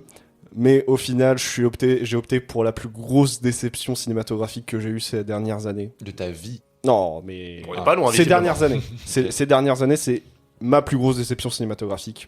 Boys Afraid. Ah bah oui. Oh non. Je suis Mais je pense que désolé. t'as pas compris le film. Et Ari Aster, pour moi, il avait tout cartonné avec Hérédité et Midsommar. Mais Boys of Rage, je l'attendais comme un messie cinématographique et Ouais. la chute n'en était que plus fatale. Moi, ce quoi. qui est Plus ouf, c'est que plus dur. j'étais un peu comme toi, et puis en fait, en repensant, j'adore Boys of Fred. Non, Non? non. Moi j'étais Non, avec mais attends, Jérémy on dans l'a la vu salle. ensemble, ouais, on l'a vu adoré. ensemble. Ari Aster, il était là pour présenter le film, tu vois. Ouais. Et moi, en fait, ça a rejoint la malédiction des si je vais voir un film en avant-première au MK2 où il y a un réalisateur qui présente, je vais pas aimer. C'est quoi les autres? Comme quoi François Ozon, c'était Grâce à Dieu, et Xavier Dolan, c'était. Merde. Mathieu Donovan. Sversi, là Oui. Voilà. À chaque fois qu'il y a un On était réalisateur. ensemble? Je crois que j'étais avec toi, ouais. Ouais. Ah, il était là, Xavier Dolan? Bah ouais. Ok. Il avait oublié. Maintenant, et, il est plus là. Et Jérémy, Oui. vite fait, c'était quoi le deuxième film C'était Acide, parce que j'en Ah bah oui. attendais beaucoup, mais au final, grosse déception également. Jérémy. Non, moi, Non, c'est Julien. Julien. Mais Jérémy est mon deuxième prénom, certes. Oui. Voilà, petite anecdote. En fait, c'est un peu dur parce que j'ai pas eu vraiment d'énormes déceptions. C'est plus des petites déceptions, mais voilà. Il y a The Killer. Parce que Fincher, c'est pas le réalisateur que je préfère, mais quand tu as The Killer, quand tu as un film de Fincher qui arrive, tu t'attends pas à même soit un film mauvais ou un film moyen, tu t'attends à un bon film. Et surtout, quand tu as un des acteurs que je préfère en tête d'affiche, qui est Michael Fassbender, qui est incroyable. Et du coup, ça fait chier. Voilà. N'est-ce pas? Mais sinon, il y a aussi les Trois Mousquetaires. Petite déception Ah, légère ouais. pour la deuxième partie. Ok. Mais petite déception. D'une déception à l'extrême opposé, messieurs, quelle a été la meilleure surprise de cette année? Vous n'attendez rien de ce film et il vous explose à la gueule. Jérém. Aftersun. Oui. Voilà, pas besoin d'élaborer plus que ça. Même- Aftersun. Tous les deux, même surprise. Aftersun est mon number 2 parce que Mars Express, mec. Ah ouais, putain. Le film s'est hissé dans mon top 5 de mes films de l'année, tu vois. Ouais. Et j'en ai vu une petite cinquantaine. Hmm. Fred? Moi, c'était Conan, je pense, de Mandico. J'étais quand même curieux, je voulais aller le voir, mais je me disais, bon, j'ai vu After Blue. J'étais tout de même surpris par le style de ce cinéaste que je connaissais pas, mais j'étais un peu en mode, bon, c'est un peu du caca, quoi. Et je vais voir Conan, et je suis surpris. Le film est incroyable, c'est du Mandico, mais qui veut dire quelque chose pour une fois. Donc voilà, Conan. Très bien. Et Julien? J'aurais pu dire Mars Express, mais moi, Mars Express, je savais que ça allait être bien. Donc, c'est pas une surprise. J'ai vu le trailer, j'ai vu les avis, je savais quand je suis rentré en salle que j'avais passé un bon moment et j'ai passé un bon moment. Du coup, le film que j'ai choisi, c'est Marcel le Coquillage. Oh oui. Parce que oui. ce film-là, je n'y attendais rien. C'est Fred qui a dit venez, on va voir Marcel le Coquillage. Et on est allé voir Marcel le On est allé Coquillage. voir Marcel Au 3 Luxembourg. Oui. Le prémisse de DCP vient de ce film. Mais Voilà, oui. qui est Oui, le putain, pilote oui. de DCP d'ailleurs. Et c'était une très bonne surprise, un très bon moment. Voilà, Oui. un film d'animation qui est pas même pas tant pour les enfants que ça. Je trouve Non. qu'il trouve très bien sa place dans un public adulte. Et c'est très intéressant sur tout ce qui est macro environnement. Et Sur oui. comment on prend un objet, et on le transforme petit à petit, comment un pot devient une maison, etc. C'est très agréable à voir, oui. Oui, même si je le trouvais un peu long sur la fin. Ensuite, messieurs, et là, on ne va pas décerner un prix à un meilleur film ou un pire film, puisqu'on va décerner un prix qu'on n'a pas vu. Quel est le film que vous auriez voulu voir le plus cette année, mais ça n'a pas eu lieu? Moi, c'est Godzilla Minus One. Je voulais pas le voir, je m'en battais les couilles. Et il a commencé à y avoir énormément de bonnes critiques du film, un box-office au Japon massif, sauf que le film ne passait que 2 jours, que dans les cinémas Pathé Gaumont, en 4DX ou truc IMAX, où ça coûte 20 balles. Or, nous sommes des gens qui avons la carte UGC, donc on est allé se faire... Il a pas osé, Non, j'ai pas osé. Attends, rappelle-moi la catégorie, c'est bien un film qu'on aurait voulu voir, mais on a raté l'occasion. Oui. Ok. Alors moi, c'était pas un long métrage, c'était un court métrage qui est disponible sur Mubi. C'est Strange Way of Life, avec Pedro Pascal, Ethan Mais Hawke, oui, Il est c'est sorti Pedro en salle, Almodovar. et c'est pas de de- Pedro ouais, c'est Almodovar, voilà. Et j'ai toujours pas vu le film, et on m'en dit que du bien, western queer, je crois. Et ça a l'air trop bien, et j'ai raté Il l'occasion. était sorti en salle, mais maintenant il Et est voilà, dispo et en sur plus, voilà, Mubi, ouais. j'ai dit ça parce qu'il était sorti en salle. Je crois qu'il y avait Ouais, une parce que projo, mais. c'est un moyen métrage, c'est ça? Ah, même pas, je crois que C'est c'est 35 minutes. Ouais, hein. ouais, Ouais, c'est c'est 35 ça. minutes. J'appelle ça un moyen métrage. Voilà, ça aurait été cool de le voir en salle et je l'ai raté. Ok. Jérém? Moi, c'est l'enlèvement de. Oui. J'ai oublié le nom du réel, mince, mais c'est pas grave. Vraiment, je l'ai vu plusieurs fois et je me suis dit, oh, je pourrais y aller à cette séance. Mais au final, j'y suis pas allé. Enlèvement Bellocchio. De Bellocchio, voilà. Je crois qu'il y a encore, mais je sais pas. Oui, il est encore dans des salles. Oh, Ça se tente. Ça se tente. Tu peux mais- tenter dans les SIP, ouais. Julien? Hésitation. Oui. Je verrai toujours au visage. Hmm. Mais je sais que je peux le voir, il est disponible, il faut juste que je le regarde. Mhm. Mais sinon, Limbo aussi. Oui. C'est vrai que ce Je film l'ai a vu. fait beaucoup parler de lui. Il est pas resté longtemps en salle du tout. Hein. Ouais, je crois que je l'ai il vu, est- genre fin de première semaine d'exploitation. Et je il crois. était pas dans beaucoup de salles surtout. Ouais, c'est ça, fallait aller voir Wall, tout ça. Ouais. Et c'est pas resté énormément, je crois. Donc, ouais, Mais peut-être après- Limbo. Après, moi, les retours que j'ai eus, ça me refroidissait un peu parce que ça avait l'air d'être le film très épuré visuellement, mais absolument bateau en matière d'intrigue. C'est ce que j'ai entendu dire. Bien résumé. Non, vraiment. D'accord. C'est ce que je pense du film. Très bien. Ensuite, messieurs, un succès public et critique que vous ne comprenez pas. Moi, c'est Barbie. Parce que, alors, entre guillemets, je cerne les raisons du succès, mais je n'adhère pas au film dans le sens où, pour moi, c'est juste un film consumériste ultra nihiliste. C'est littéralement Mattel qui commande un film pour vendre leurs jouets. Ça a très bien marché. Après, est-ce qu'on peut parler d'un succès public, mais pas un succès critique, hein. La plupart de la critique là, disent que c'était Barbie, hein, que c'était juste un gros blockbuster et que ça restait un film assez moyen. C'est vrai. Donc est-ce qu'on peut vraiment parler d'un gros succès? Parce que Anatomie d'une chute, on peut parler d'un gros succès. T'as pas aimé? Oh. Non, si, en vrai, c'était juste pour faire un peu de provoque. En vrai, je trouve le film bon, mais est-ce qu'il mérite toute la flopée de récompenses qui s'ensuit à l'heure actuelle? Ça, je sais pas. Je dirais peut-être pas jusqu'à là, mais est-ce que le film mérite la palme? Je ne sais pas. Parce que j'ai pas vu, je pense pas que Dodin Bouffant, des retours que tu m'en Non. as fait. Après, il y a le film. Il y a Zone of Interest. Voilà, et ça, c'est ça, tu vois, quand j'aurais vu Zone of Interest, je pourrais juger. Mais non, si je devais vraiment choisir un film que je ne comprends pas, je mettrais encore le Dupontel. Voilà. Mais j'ai pas plus à dire sur ce que j'ai déjà dit sur le Dupontel. Donc, C'est vrai. Jérém? Alors, moi, c'est un film qui est sorti en début d'année. C'était The Whale. Moi aussi. Eh bah. High five. J'ai détesté The Whale. Pareil. Voilà. Et ok, la performance de Brendan Fraser. Mm. Il a eu un Oscar, tant mieux pour lui. Bon. Ouais, c'est juste Aronofsky qui prend un sujet qu'il maîtrise pas en fait, donc De toute façon, moi, j'ai arrêté de croire en Aronofsky, hein, donc à partir de quand? depuis Noé. Donc ça fait bien 2-3 films quand même. Donc, Ah oui, donc même Mother, t'aimais pas? Mother, j'ai été testé. Hein. Oh, c'était génial, Mother. J'ai pas vu. Ensuite, messieurs, un film que vous avez vu et vous avez noté dans votre agenda, vu et sans tape. J'aime beaucoup le truc vu et sans tape. Je me suis trompé. En fait, t'as mis le plus vu et j'ai pas pris un film que j'ai vu. Mais je suis con, bah non, mais attends. Ah. Mais- En gros, ouais, c'est le film le plus osef, quoi. C'est vraiment, tu l'as vu, tu t'en bats les couilles. Moi, par exemple, 2023. ouais, moi j'ai vu Mystère à Venise, on m'a offert la place, on m'a invité, et je remercie cet ami qui m'y a invité. Mais vraiment, le film, j'en suis ressorti en mode j'en ai rien à foutre. Moi, c'est Reality. Reality de Tina Satter. C'est vraiment ce film. Je suis rentré dans la salle, je suis ressorti, et je me suis demandé, voilà, c'était donc ça. C'est quand ça commence, quand ça termine. En fait, le problème de Reality, c'est que c'est un film purement destiné à un public américain. C'est-à-dire que ça parle d'une affaire américaine, donc l'affaire de Reality, je sais plus son nom de famille. Mais, Winter. Voilà, de Reality Winter, donc accusé, je crois que c'était d'avoir fait révéler de documents secrets, etc. Donc lanceuse d'alerte. Et en fait, le but, c'est d'humaniser en fait ce personnage, de comprendre pourquoi elle a fait fuiter ça. Sauf que Reality Winter en France, bah on ne connaît pas, Qui on n'est-ce s'en pas fout. Du coup, en fait, c'est un film qui n'a aucun intérêt pour un public francophone, parce que le film n'est pas vraiment là à t'expliquer. C'est pas toute une intrigue politique, un complot. Il n'y a pas de suspense. Le but, c'est juste, on te présente le personnage et on part des enregistrements réels qu'elle a eu avec le FBI. Ouais. Et à partir de là, on reconstruit cette scène-là. Et voilà, on essaye de vraiment d'empathiser avec le personnage et de montrer aussi comment toute l'angoisse qui est ressentie lors de cet entretien. Mais vraiment, c'est même pas envie de dire que c'est un mauvais film, c'est juste un film vu et sans tape. Très bien. J'aurais dit exactement la même chose. J'étais en train de chercher du coup, et ouais, effectivement, Reality, même impression. Et pourtant, Sydney Sweeney joue bien dedans. Faut Oui. quand même à noter, hein, mais... D'accord. Et Jérémy? Alors, moi, c'est le film qui s'appelle Inside, ou It Live Inside en VO. Film d'horreur qui a pas fait beaucoup de salles non plus au niveau distribution. C'est un film d'horreur très basique, trop basique, avec juste pour toile de fond du folklore indien. Voilà, je l'ai vu un samedi soir à 22h, j'avais que ça à foutre, et c'était un bon somnifère. Ça ne me dit rien. Et ça ne m'étonne pas. C'est normal parce que vraiment très peu de salles, très peu de communication, enfin voilà. D'accord.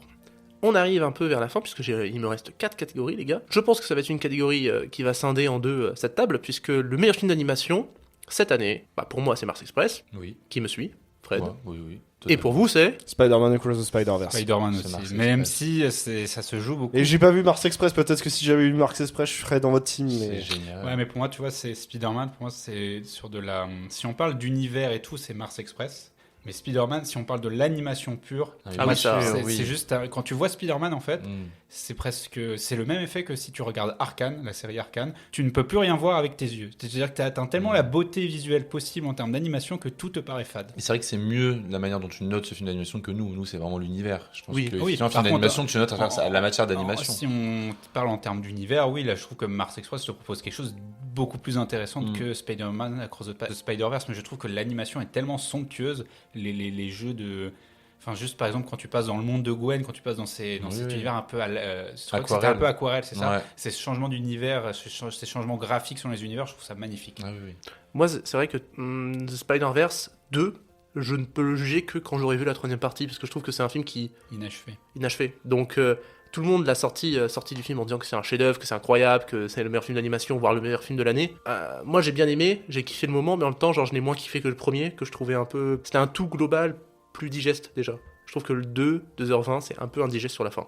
Mais c'est mon ressenti, et j'ai très hâte de voir la suite, ceci dit. Jérémy, t'as un truc à rajouter? Non, je suis dans le même avis que Julien. J'étais le voir 2 fois au ciné, j'ai hésité à le voir une 3e, enfin voilà quoi. Pour te dire à quel point j'ai adoré mon moment devant Across the Spider-Verse. Très bien. On se projette un peu pour l'année qui approche, messieurs, puisque je vais vous demander quelle est votre plus grosse attente de 2024 à l'heure actuelle, parce que forcément il y a des films qui vont s'annoncer au fil de l'an, on n'a pas une vue globale sur tout ce qui sera le paysage cinématographique de 2024, mais déjà de ce qu'on sait qui va sortir, qu'est-ce qui vous fait le plus bander? Moi, je bande à fond avec Nosferatu. Non, mais c'est vrai. Nosferatu Oui. de Robert Eggers. Il y a une nouvelle image en plus. Alors justement, j'allais en parler, j'ai regardé ça en venant dans le métro, et en fait ça m'a fait débander cette image. Pourquoi Continue. Non mais en fait moi j'étais beaucoup resté focalisé sur The Lighthouse, donc le 4 tiers en noir et blanc, et je pensais que Nosferatu ça allait être ça. Je pensais qu'il allait refaire un film en noir et blanc 4 tiers à une sorte de Nosferatu quoi. Et c'est qu'en voyant l'image de Willem Dafoe en couleur, alors ça me donne toujours autant envie, mais je suis un peu déçu, je voulais voir un film en noir et blanc. Où devant sont moi. les bandes noires? Voilà, où sont les bandes noires? Oui, le noir et blanc. Donc ça... Sans bandes noires. Mais bref, non, j'ai trop hâte. Le casting a été changé, je crois. Parce qu'à l'époque, c'était qui déjà? Là, c'est toujours Bill Skarsgård, je vais pas dire de la merde, c'est ça. Hein. Il devait Ouais, avoir qui joue Anya, Taylor-Joy. Voilà, il devait y avoir Anna Taylor-Joy, et maintenant c'est Lily Rose Depp. Aïe. Du coup, ça fait peur, mais bon, Robert Eggers, je lui fais confiance, on Ouais. verra bien. J'avais envie de dire, sans bande noire, ça ne bande pas. Non. Oh, t'es tout seul là-dessus. Jérémy, qu'est-ce qui te fait plus donner envie Alors, moi, c'est le retour du roi? d'un de mes réalisateurs préférés. Moi, c'est la double dose de Shyamalan qu'on va voir l'année prochaine. Ah, il y a 2 films. Non, parce qu'il y a le père qui sort Trap et sa fille qui va sortir son tout premier film qui va s'appeler The Watchers. Et donc, si sa fille fait des films aussi bons que son père, voilà, ça va être trop bien. Est-ce qu'elle va pas faire des films en décalage avec son père, justement? Bah, je sais pas, mais même s'ils sont en décalage, mais qu'ils sont tout aussi bons, moi ça me va. Faudrait voir ce que le fils de Quaron a fait dans sa carrière. En comparaison de son... Jonas Quaron, c'est ça? Ouais. Non. Je pensais à une thématique pour la prochaine carte blanche, les enfants de grands réalisateurs qui sont des réalisateurs aussi. Ouais. Le fils de Cronenberg, Oui. Ouais, non, mais j'en ai plein en tête. Bah, Sofia Coppola, par exemple. Sofia Coppola.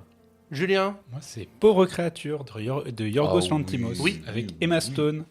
Ok. Voilà. J'ai vu récemment quelques films. Sacred. T'avais vu La Favorite? C'est incroyable. Et Canine aussi dans ses Je dois le premiers voir films, celui-là, justement. dans Toujours pas ses premiers films grecs. C'est Mm. très bien. Et ben moi, ma plus grosse attente, elle a lieu en décembre. Dans Il va le dire. Oh non. Oh non, non. Non. Sonic 3. Non, Avatar 3. Non, Sonic 3 c'est en face, alors... Ouais, mais Sonic 3 va vite changer de date parce que Avatar 3 va le manger. Sauf si Avatar 3 a besoin de plus de temps pour se décalé. faire. Mais bon, c'est James Cameron étant le génie qu'il est, je suis désolé les gars, genre, il faut voir les choses en face. En matière d'influence cinématographique, James Cameron est un des hommes qui a dessiné ce qu'est l'ancien cinéma classique avec Titanic, ce qu'est le cinéma des années 2010 avec Avatar. C'est, à mon sens, le plus grand réalisateur de tous les temps, mais après, je suis un gamin qui a été biberonné à Terminator et à Avatar. Mais Avatar 3, ça va être merveilleux autant que Avatar 2 et autant qu'Avatar premier du nom. Je maintiendrai tous les jours que Avatar premier du nom est un immense chef-d'œuvre. Catégorie suivante, s'il vous plaît. Oui. Désolé, je parlais un peu trop longtemps. On arrive vers les 2 dernières catégories et tout naturellement, nous avons le pire film de l'année, le plus gros Caca. Voilà. C'est comme ça que tu nous l'as vendu, ta Ouais. catégorie. C'est vrai qu'ils ont pas compris de base. J'ai écrit juste plus gros caca. Et c'est quoi le caca? T'es fatigué. Oh la fatigue. Ouais. Il est fatigué. Bon, Fred, c'est quoi le film Mon que plus t'as- gros caca et aussi une grosse déception finalement, c'était Acide. Acide avec Guillaume Canet. J'avais adoré La Nuée, j'étais super content, très enthousiaste de voir le film. Et le film en fait se vautre complètement. Au début, tu te dis c'est sympa, des hors-champs, le truc de la pluie, c'est un concept assez intéressant. Mais ça ne va nulle part, les acteurs sont mauvais, c'est nul. Oui, C'est un caca, mec. d'accord. Jérémy. Alors je partage, mais pour moi c'est pas le pire film de l'année. Pour moi le pire film de l'année, il était pas sorti au cinéma parce que c'est After 5. On l'a vu ensemble. Voilà, voilà que Pas dur à- je redis que After 5 est pour moi le pire film que j'ai vu de ma vie. Mais bon, moi, ça fait 5 ans que le pire film de l'année que je vois, à chaque fois, c'est After, tu vois. Donc, à un moment donné, j'arrête d'en Ouais, parler. certes, mais After 5 pour moi est le pire film que j'ai vu de ma vie. Mais si on se concentre uniquement sur le cinéma, bah ça va être L'Exorciste Dévotion pour moi le pire film de l'année. Je suis d'accord. L'exorciste dévotion pour moi aussi. D'accord. Bah, moi, c'est The Flash. Voilà. Je maintiens que l'envie de se suicider était prégnante. Que Nicolas Cage en CGI, bah. En fait, non. Ils vont faire un film en plus. Ah ouais? J'ai cru voir un truc passer de Tim Bah, il Burton. faut et- arrêter. Le pire, moi, c'est que j'aime beaucoup ce que fait Andrés Muschietti, le réalisateur. Parce que c'est Hit. Enfin, Oui. le clown, j'avais adoré. Moi, tu vois. j'adorais, hein, ouais, ouais. Et The Partie Flash. deux. Ce Flash, c'est un film qui s'est battu vent et marée pour exister, mais qui n'aurait jamais dû exister en fait. Oh. Parce que, c'est horrible ce que je dis, hein, mais il y avait tout qui disait ne le faites pas, ne le faites pas. Ils l'ont fait, c'est incompréhensible. Un des films les plus ratés que j'ai vu de ma vie. Excusez-moi. Mais peut-être, je pense qu'il y a aussi une déception parce que c'est ton réalisateur. Ouais, moi c'est vrai que Quel j'y suis réalisateur allé pour Muschietti. Je lis pas les comics de The Flash, mais même en matière de films de super-héros, c'est juste insupportable à suivre en fait. Et c'est moche. Oh, c'est moche. Et le meilleur film de l'année, messieurs, le meilleur film sorti en 2023 dans les salles françaises. Babylone. Oui. Voilà. Voilà, Fin du j'hésitais débat. avec Spider-Verse, mais pour moi Babylone aussi. Hein. After Sun. Oui. Ça se défend. Ouais, Voilà. After Sun, les gars. Je pense pas qu'on ait besoin de développer un peu sur Babylone. Par contre, After Sun, peut-être que ça mérite un peu quelques mots, parce qu'on l'a évoqué sans jamais vraiment développer ce qu'est After Sun, mais c'est quand même merveilleux. Bah, c'est ça qui est assez fou avec ce film, c'est que c'est un film, j'arriverais même pas à te le développer tellement c'est vraiment du pur cinéma, de la pure image. Il se passe pas grand chose dans After Sun finalement. Mais t'en ressors où. Ouais, Est-ce que c'est un peu comme Perfect Day, il se passe pas grand chose et pourtant il se passe des milliers de choses. Ouais. Oui. Et Bah- c'est une image qui parle pas mais qui crie. Qui crie, mais. Tu l'as vu toi, Julien, ou pas? Oui. Ouais, parce que c'est quand même un film sur les dernières vacances entre un père et une fille. Le fait que ce soit les dernières vacances n'est jamais explicité, mais tu le comprends tout le temps. Tu Oui. vois. Et Et rien n'est ça- explicité et tout est Ça compréhensible. plane systématiquement et il y a une sorte de terreur de la fin imminente des vacances tout en étant un instant d'insouciance. Mm. Voilà. Moi cette fin avec la reprise de Under Pressure, putain, mais Ouais. clac. Moi, c'est vraiment la musique du film, là, avec c'est des violons, je sais plus. Je ne Mais sais qui, plus. qui habite beaucoup le film et qui est génial. Voilà. Je suis entièrement d'accord avec toi. Mm. Eh bien, messieurs, nous avons conclu. À 3 contre 1, nous avons conclu que Babylone est le meilleur film de l'année. N'en déplaise aux critiques N'est-ce pas?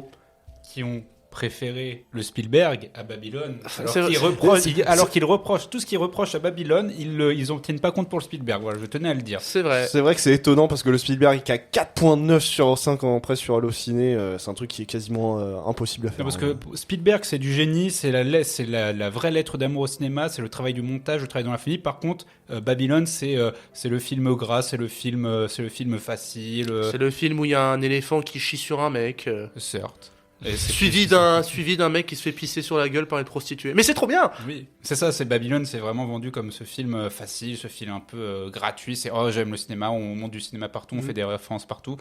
Mais c'est bien plus que ça. C'est cela. Je m'en veux un peu qu'on n'ait pas cité Fabelmans parce que je C'est l'avais- un bon film. Hein. je l'avais oublié. oui, c'est un mais- bon film, faut Voilà, le. Mais tu l'as oublié. Enfin, on a beau dire que la presse ils se branlent dessus, mais je trouve que c'est un beau film. C'est un beau film. C'est un bon et beau film, The Fabelmans. C'est pas le meilleur du Spielberg, mais c'est un très bon Spielberg. Et nous concluons ainsi les DCP Awards, qui a été une bonne tranche quand même de Première notre émission. édition. Ouais. Et on espère que ça vous a plu. Nous, on s'est bien marré avec nos catégories un peu foireuses. Et on va faire un récap de nos films de 2023, puisque Jérém est un homme qui aime Excel. Nous y voici donc à la deuxième partie de cette émission pour ma chronique. Nos chiffres de 2023. Alors qu'est-ce que ça implique, nos chiffres, pour vous, auditeurs de DCP ? Alors tout au long de l'année, nous regardons des films et nous mettons tout ça dans un magnifique tableur Excel. Et cela permet à la fin de l'année de savoir tout plein de choses sur notre consommation de films. Genre combien de films vus, de quel réalisateur, quelle réalisatrice, etc. De quelle nationalité, enfin voilà, plein de choses. Et donc, afin que les chroniqueurs découvrent un peu leurs chiffres, parce que je sais pas si vous y êtes intéressés, car certes, ils rentrent leurs données, mais c'est moi qui me tape tout le processus de statistique, mais je m'en fous, j'aime bien ça. Enfin, pour pas vous monologuer la gueule pendant 10 minutes comme tout à l'heure. J'ai décidé de faire ça de manière un peu ludique, en jouant avec vos chiffres de 2023. Oh.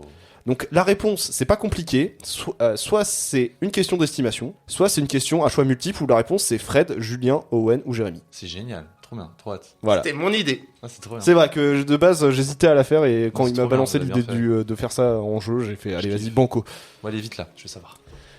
Et donc pareil que pour les chiffres globaux de 2023, ils sont arrêtés au dimanche 17 décembre, messieurs. Alors première question, qui a vu le plus de films cette année ? Jérémy. Jérémy. Ah, entre nous quatre ? Bah, Jérémy. Totalement, c'est moi-même avec 198 films vus, équivalent à 399 heures de visionnage. Il gratte le plafond des 200. Alors suit ensuite Fred avec 156 films. Alors, j'aimerais dire que dans ces films, je pense qu'il y a au moins 15-20 courts-métrages.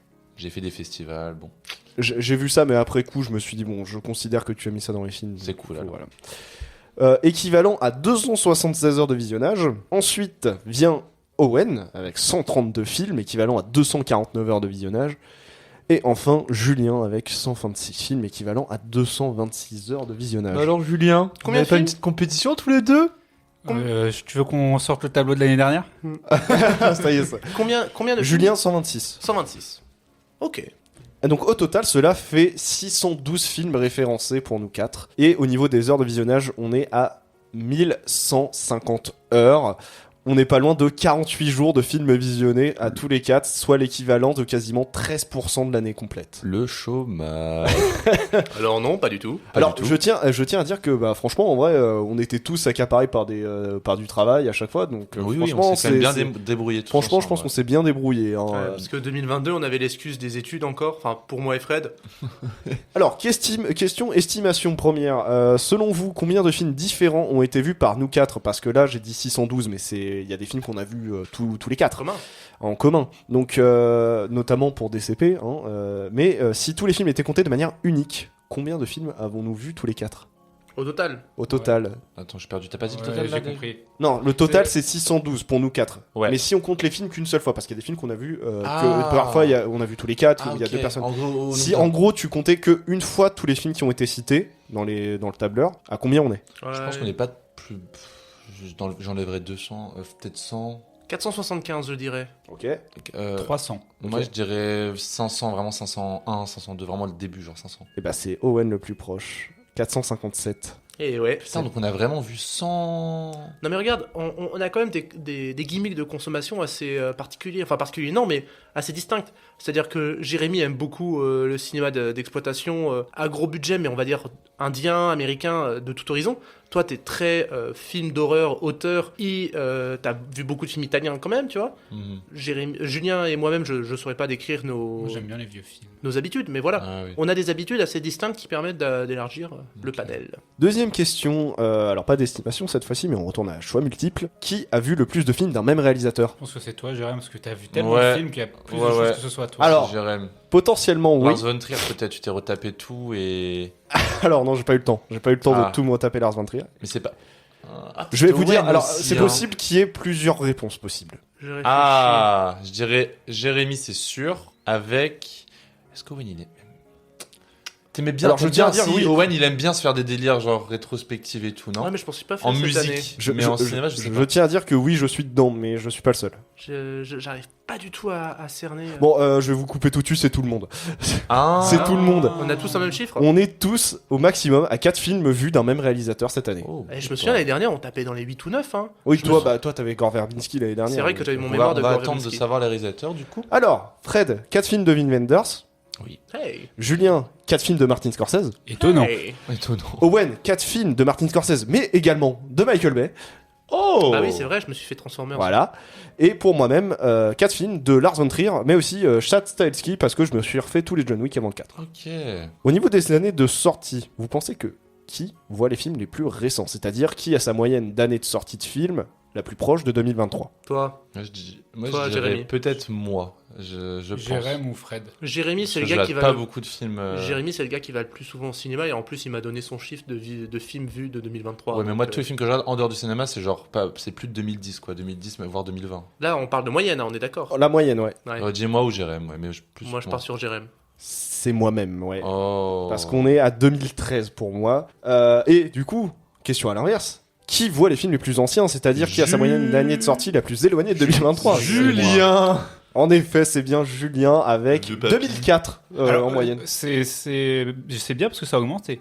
L'année dernière, c'est vrai que t'étais dans les années 1900, je crois. Je crois que j'étais à années soit 80 ou 70. Ah ouais, tu t'es bien modernisé. Bah, ça, c'est des CP. Cette année, il est à 2004. Et pour votre information, Fred est à 2011 en moyenne. Ah, ok. Et Owen à 2007. Ok. Ok, ouais, ça fait fait bien exactement, Owen ouais. 2007, ça Hein fait bien. Mais ça c'était pareil l'année dernière à peu près, je crois. vibe. Ouais. C'est ma moyenne. Ensuite, nouvelle question à choix multiple. Qui a fait le plus de séances cette année? J'ai compté tous les films qui ont été vus comme mis au cinéma, qu'ils soient de cette année ou non, je tiens à préciser. Jérémy. Tu vas beaucoup. Ah ouais. Je le putain, sais. Je sais pas. Je le regarde dans les yeux et. On va se dire Jérémy, ouais. En effet, c'est encore moi, avec 95 Oh. séances cette année. Putain, un monstre. Fred est deuxième avec 80 séances. Eh, quand même. Owen est troisième avec 53 séances. Et Julien dernier avec 45 séances quand même. Mais ce qui me fait soulever la question, du coup, c'est Jérémy. Pas loin de la moitié des films que tu as vus cette année, tu les as vus en salle. Oui. C'est quand même quelque chose. Pourtant, J'aime aller au cinéma, j'y vais tout seul, mais c'est pas, j'aime bien. Bah ouais, j'adore le cinéma seul. Hein. J'adore me prélasser sur 2 chaises en même temps. Alors, maintenant, on va passer niveau nationalité. Et sur cette question, par contre, on va passer en pourcentage. D'accord. D'accord? Car certains, genre moi, qui ont vu plus de films que vous, donc les chiffres, ça pourrait être un peu biaisé de prendre les chiffres purs. Donc là, on passe en pourcentage. Et donc, selon vous, qui a vu le plus de films qui ne sont ni américains ni français en pourcentage? Julien, je pense. Fred, Ni parce que américain, ni t'as vu français, beaucoup de films italiens, toi, Oui. cette année. En vrai, pas tant que ça. Tu m'as dit ça tout à l'heure, j'étais en mode t'abuses. Bah, t'es allé à des Ah ouais festivals, Bah, hein, il pour nous moi, ça dira, fait la hein. différence. Hein. Juste, je tiens à préciser, je ne précise ni américain ni français parce que c'est les deux nationalités les plus représentées parmi nos, Oui. parmi nos films. Donc voilà, c'est pour ça. Donc, vous dites, Fred. Fred aussi. Moi, je penserais Julien. eh ben, c'est Fred. Et Oh avec 10,2% des films que tu as vus cette année qui ne sont ni américains ni français. Ok. Mais c'est fou parce que du coup, ça veut dire que nous, c'est encore plus bas comme chiffre. C'est Et déjà faible en vrai. 10%. c'est ce que je me dis. Ouais, 10%, c'est pas assez. On craint. Julien est deuxième, 5,6%. Tu C'est crains, peu, mec. hein, c'est peu, hein. Je suis troisième avec 4%. Oh là là, Et tu c'est crains. Owen le plus bas, Oh non, j'ai peur. 3%. Oh là là. Oh l'américain. Français, Français. aussi. Je regarde beaucoup de films français, mais je réfléchis. Je réfléchis aux films qui ne sont pas de nationalité. Oh putain, pour autant, j'ai fait des efforts. Putain, c'est chaud. T'as quand essayé, t'as même. En vrai, essayé. c'est un peu honteux. Même moi, genre 10, c'est pas non plus. Ouais. Bon. Alors, toujours sur les nationalités, qui a selon vous le nombre de nationalités de films différentes le plus haut? En d'autres termes, qui a vu le plus de films venant de pays différents? J'ai envie de me tenter moi-même. Pourtant, j'ai essayé de faire en sorte que je sois moi. Bah, je vais te tenter aussi toi-même, toi. Tente-moi. Julien. Moi-même, je vais suivre le moi-même de Fred en disant toi-même. Je suis désolé, c'est encore moi, les gars. Oh 19 nationalités pour moi-même. Putain. Owen et Fred à égalité avec 17 et Julien est à 15. Ah ça là se là, joue, ouais, ça tu se vois. joue, ça se Bon, en joue. vrai, on est bien. Ouais, on est à 4, 4 nationalités de différence. Est-ce que toi, dans tes pays, il y a des pays vraiment pas du tout connus Alors, cette année... Alors, Inde, je crois que je suis le seul à avoir maté des films indiens cette année. Oui. Je crois qu'il y a le Danemark, même si vous, je pense aussi, un Mm. peu. Qu'est-ce que j'ai pu Le film nordique, mater moi, je m'en suis fait de temps en temps. Ouais, peut-être c'est un film islandais aussi. Bah, on a eu peut-être. tout On ça, s'est et- fait La Cité de Dieu, qui est brésilien. Hmm. Mais je Moi, me j'ai eu souviens... beaucoup de films iraniens, moi, j'ai regardé. Oui, mais je me souviens que l'année dernière, quand on était encore étudiant, Fred l'est encore, mais quand j'étais étudiant, qu'on avait des cours justement sur des pays, sur des cinémas des pays en dehors un peu mondiaux. C'était génial, ça nous avait beaucoup aidé, ça. Oui. Ouais, à beaucoup nous ouvrir. Oui. Bon, maintenant, on voit qu'on est toujours pas assez ouvert, mais. Non. Mais On voilà. a Peut-être que sur ça, tu serais à 1,1%. peut-être. Et donc, dernière question, une question estimation. Combien de fois a été cité Martin Scorsese dans notre Excel pour nous 4, en sachant que c'est le réalisateur le plus vu Julien, il cette va année tout prendre. dans les films vus? Julien l'a vu 4 fois. Ouais. Moi, j'ai dû le voir 3 fois. Moi, je crois que je l'ai vu 2 fois, crois 3 qu'il a dit- fois. Non mais combien de cités? Donc ça veut dire que cumule. en gros on cumule. Par exemple, je Oui, prends non, un truc que j'entends tout le bien. monde sait, Killers of the J'entends Flower bien. Moon, on l'a tous vu, donc ça compte 4. Moi, je dirais 12. Moi, je dirais 17. 16. Julien le plus proche c'est 15. En Ah, tout bah cas oui. moi c'est les... Parce que en même temps, vous savez pas écrire Martin Scorsese, je l'ai retrouvé sur je sais pas j'ai retrouvé en je sais pas combien d'orthographes donc Ah, Peut-être qu'on a vu plus de films de on Martin sait Scorsese. pas écrire Scorsese et on sait même pas prononcer son nom parce que c'est Scorsese. Scorsese. voilà. Si. Donc je fais avec les données que j'avais, si vous savez pas écrire le nom de Martin Scorsese, c'est pas de mon problème hein. Salut. Et donc voilà, vous avez eu un petit échantillon de nos chiffres de cette année. Et C'est c'est génial. chouette parce que ça vous permet à vous, auditeurs, de savoir un peu plus nos consommations et vous voyez que nous sommes absolument pas originaux. Ah oui, totalement. Français, américain, voilà. Film récent. En même temps, on est un peu Ouais. obligé hein, si on parle des actualités. Ok, très bien, messieurs. Eh bien, moi, j'arrive à mon deuxième jeu qui est mon préféré. Puisque, en fait, vous savez, la critique de films sur Internet, ça se fait beaucoup. Et il y a des gens qui ont plein de bonnes idées et plein de bonnes critiques à faire sur les films. Et du coup, je suis allé chercher du côté des rageux. Oh, c'est génial. On va devoir deviner les films à partir de critiques. Oui. Est-ce que t'as Ah. fait l'inverse, t'as pris des films ultra élogieux sur des films qu'on a détestés ou pas? Non, j'ai pris que Ah, des films ok. de merde. Parce que c'est les plus drôles. Ok. Très bien, Ça va messieurs. être dur pour moi, j'aurais que des bons films. Je rigole. On va voir. Le premier, alors juste, la personne donne le nom du réalisateur dans sa critique, alors je vais juste dire le réalisateur. Comme d'habitude dans sa vie, le réalisateur a regardé les autres et s'est dit, ça c'est facile, je vais faire pareil. Mais le réalisateur, il s'est dit, ce qu'il faut, c'est du queer, car il sait humer l'air du temps. Mais on devine que la communauté LGBT ne va pas le remercier de cette attention parce que bon, faut pas déconner. C'est un film qu'on n'a pas du tout évoqué. Et qu'on a vu tous. Non, on l'a pas vu, on n'a pas voulu le voir et personne n'a vu ce film. Pourtant, le film a fait parler de lui parce qu'il y a eu beaucoup d'affiches, il y a eu du forcing. Rodéo C'est pas. Non. Un réalisateur très connu. Toi qui as Qui a voulu faire du queer juste pour faire du queer. Oui. Un acteur connu qui a voulu faire du queer pour faire du queer. C'est sorti au ciné, hein, on est d'accord. Ah oui, oui, oui. Oh là là. En fait, si j'allais chercher dans les autres critiques, ça devenait évident. Mais C'est un film. c'est un film français sur un... Oui, et d'ailleurs c'est le plus gros échec de ces réalisateurs qui a beaucoup écumé les échecs dernièrement. Hein. Il ne fait que des échecs. À chaque fois il veut revenir, à chaque fois c'est un échec. Alors il arnaque des jeunes élèves. Luc Besson. Putain, mais oui. Mais oui, c'est Dogman. On avait quasiment oublié l'existence de ce film. Ah, Mais oui. Dogman, il y a un message un peu qu'il a voulu faire passer pour être queer. Ah bah dans la et- bande-annonce, ça se sent en vrai. hein. C'est un film J'ai sur même la pas queer. vu. Ok. Bon, bah génial, super, Luc Besson. J'ai deux critiques pour ce film. Il pleut, il mouille, c'est la fête à la grenouille. Ok. Quand Canet lui crie de fermer sa gueule. Acide. Ferme ta gueule. C'est vraiment comme ça. Cette scène, elle est incroyable et c'est la seule scène où j'étais heureux dans ce film, genre. Parce que vraiment, tu sens. Oh, il a pas joué. Tu le sens qu'il était vous- vrai. Il a dit, Il ferme venait ta du- gueule. Il venait du cœur celui-là. Oh, c'est génial. Ensuite, les gars, la critique suivante. Ça ferait passer la moustache de Superman pour quelque chose de beau. Ce Flash. Oui. Moi, je pensais En que référence à La moustache d'Henry Cavill. Voilà, Bah oui. la moustache Ah, d'Henry dans Cavill qui a Justice été... League. Ouais, dans Justice League qui a été effacé. Excusez-moi, je lis les critiques, ça me fait rire. Ce film m'a aidé à me réconcilier avec ma mère.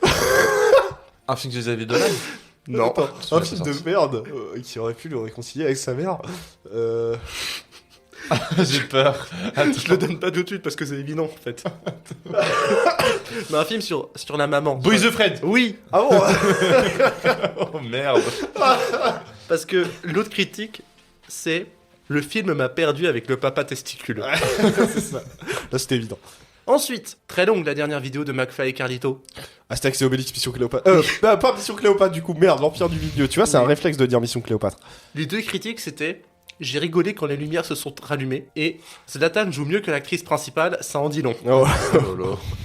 Ensuite, film suivant. Le démon est identique à Anakin Skywalker. Exorciste. Non. Il utilise la force et veut tuer des enfants innocents. Comment James Wan a pu me convaincre de voir 3 films de ce même gars? La nonne Oui. Mais c'est... Attends, il y en a eu que 2, non Non, parce que le réalisateur a aussi fait... Ah, Dame la Blanche. malédiction de la Dame Blanche, oui. Voilà. Ouais.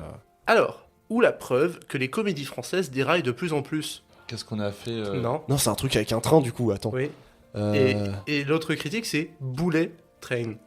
Putain. Attends, il y a eu un film Ah, français c'est avec pas un train. je vois c'est quel film, j'ai plus Ah, le film du réalisateur de Dick Connect là. Oui, Putain, il s'appelait comment? Veuillez nous excuser pour un gêne occasionné. c'est ça, avec Artus, Voilà, c'est ça. par Olivier Van Oorstadt. Ensuite, Ah, ma culture en film de merde, elle est énorme là. alors, j'ai une critique américaine et une critique française pour ce film. Je commence par la critique américaine. Les Français adorent Very Bad Trip, mais détestent leur version française juste parce que c'est français. L'autre critique, qui est un peu plus explicite, j'avoue, mon talon d'Achille dans l'humour, c'est Vincent Desagna dans son vomi, à tous les coups ça marche. Attends, c'est pas le film sorti sur Prime Video là? Vas-y. Attends, ça s'appelait comment? Le film de Michael Youn, j'ai oublié. Oui. C'est un truc qui se passe à la montagne. C'est en 3 lettres. BDE. Oui. C'est un film là on n'a pas vu, on s'en est battu les couilles, je m'en suis battu les couilles. Jurassic Naze. Jurassic World 3? Non. Non. Ah mais non, il est sorti l'année dernière. Jurassic Naze, donc un truc des dinosaures, le Régnani. Non, mais non. Non. Et c'est fou parce qu'il y a un film de dinosaures quand même qui est sorti cette année avec une bonne tête. 65 60 quoi? 65. avec Adam Driver. La Terre d'avant. Mais oui, j'ai cru voir cette affiche, elle est passée inaperçue ce truc. Ah ouais. Voilà. Pourtant, ça a coûté cher ce film Ouais, apparemment. Non, en vrai, pas tant que ça pour un film. Ah bon ouais. D'accord. Je suis déjà à ma dernière critique, les gars. Oh, mince. Je n'arrive pas à comprendre le choix de caster un ours pour cette biographie de Pierre Palmade. Ah, c'est le film, c'est Beer, non? C'est le film avec l'ours et la Cocaine cocaïne. Beer. C'est ça. Oh, les Elle est pas mal celle-là. Voilà. Si vous vous reconnaissez dans les critiques, félicitations à vous, vous êtes drôle. Ouais. Très bien, messieurs. Eh ben, c'est la fin des jeux, c'est la fin, pas de l'émission, parce qu'on a une dernière chronique, les gars. Qu'est-ce qu'on fait quand on conclut notre DCP? On dit au revoir. On dit au revoir, oui. Non, je rigole. Mais avant. Carte blanche. Carte joker, mais oui. Et je dégaine donc ma carte joker, puisqu'elle est à moi ce soir. À toi. Et oui. Alors, j'aurais pu vous parler de cheveux. Encore une fois. J'ai eu plein d'autres idées. Mais tu m'as soufflé dans l'oreille, Fred, ou Jérém, je ne sais plus, que ce serait sympa de faire quelque chose en rapport quand même avec le bilan d'année. Et du coup, j'ai fait un peu un constat sur mon année 2023, et j'ai remarqué que j'ai mis 0,10 sur 10 à un film cette année. J'ai regardé en 2022, et j'ai mis 0,10 sur 10, pareil pour 2021. En fait, mon dernier 10 sur 10, il remonte à 2020, c'était Play avec Michael Youn et le film de Sam Mendes, 1917. C'était pas mis avec Michael Youn, Play. Michael Youn, pardon. Max Boublil. Max Boublil, oh là là. Tout ça pour dire que même si on a passé une bonne année, je ne considère pas l'année 2023 comme une gigantesque année. Voilà. Et ma question c'est, en fait, c'est quoi une bonne année de cinéma? Et surtout, quelle a été la meilleure année de cinéma? La plus kiffante, celle où il y a eu le plus de bons films, voilà. Qu'on aurait vécu du coup. Bon, pas nécessairement. Rétrospectivement aussi, ça peut se regarder. D'accord. Une année où il y a eu vraiment trop de bons films. Par exemple, moi je commence, alors c'est une 2 années, c'est un combo 90-91. Parce que pour moi, 90-91, c'est quand même le combo Edouard en main d'argent, Les Affranchis, Thelma et Louise, il y a eu Terminator 2, un grand cru quand même. 94, on a quand même parlé aussi de Pulp Fiction, de Forrest Gump, de Jurassic... Attends, Jurassic Park, C'est 93. Ouais.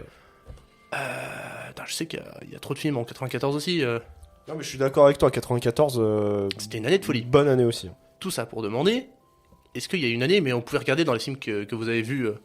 Fred, j'ai regardé, t'es en train de regarder 2001. 2001, c'était la folie quand même, les gars. Ouais. La folie. Il y a eu Chihiro, il y a eu Monstres et compagnie, il y a eu Shrek en cinéma d'animation, mais il y a eu Zoolander. C'est trop bien Zoolander. C'est hyper dur comme question, c'est vrai que j'essaie de voir des années. J'avoue, vous êtes tous sur vos. Je suis désolé, mais c'est Ouais, vrai mais que, alors là, faut qu'on voit. Là, faut qu'on. tu nous poses une colle, mon ref. Ah ouais, j'avoue, j'aurais. Oh, c'est un joker, mais en même temps, je vous préviens, je vous ai pas prévenu, c'est vrai. C'est vrai. C'est le but du Joker C'est aussi. le là. but. Mais je me suis posé la question, voilà. Mais je vois qu'il n'y a aucune année à vous, en tout cas, une sorte de combo d'années, ou sinon, si on veut élargir un peu plus large, quelle a été, on va dire, la meilleure décennie de cinéma? Parce que tout le monde me En parle vrai, je suis en train de regarder 2009, c'était pas mal quand même. 2009, il y avait quoi? Slumdog Millionnaire? Alors, Avatar, Oui. District 9, Là-haut, Ah oui. Slumdog Millionnaire, Inglourious Bastards, Un bon OSS cru. 117.2. Un bon cru. En vrai, pas mal. Hein. 2020, j'ai beaucoup aimé parce qu'il y avait eu à l'abordage de Guillaume Braque, il y avait eu Possessor de Brandon Cronenberg, il y avait eu Drunk de Winterberg, et puis des petits trucs que j'aime bien, genre Host, un petit film écran sur Zoom. Mais c'est vrai que c'est hyper. Je suis désolé là, Je vous pose une colle. Ouais, Tu me poses une colle s'il faut que je réfléchisse sur toutes les années, mais par contre, là où je peux répondre, j'ai vérifié, mais c'était déjà mon intuition. Si tu me dis vraiment sur ces dernières années, pour moi, 2019.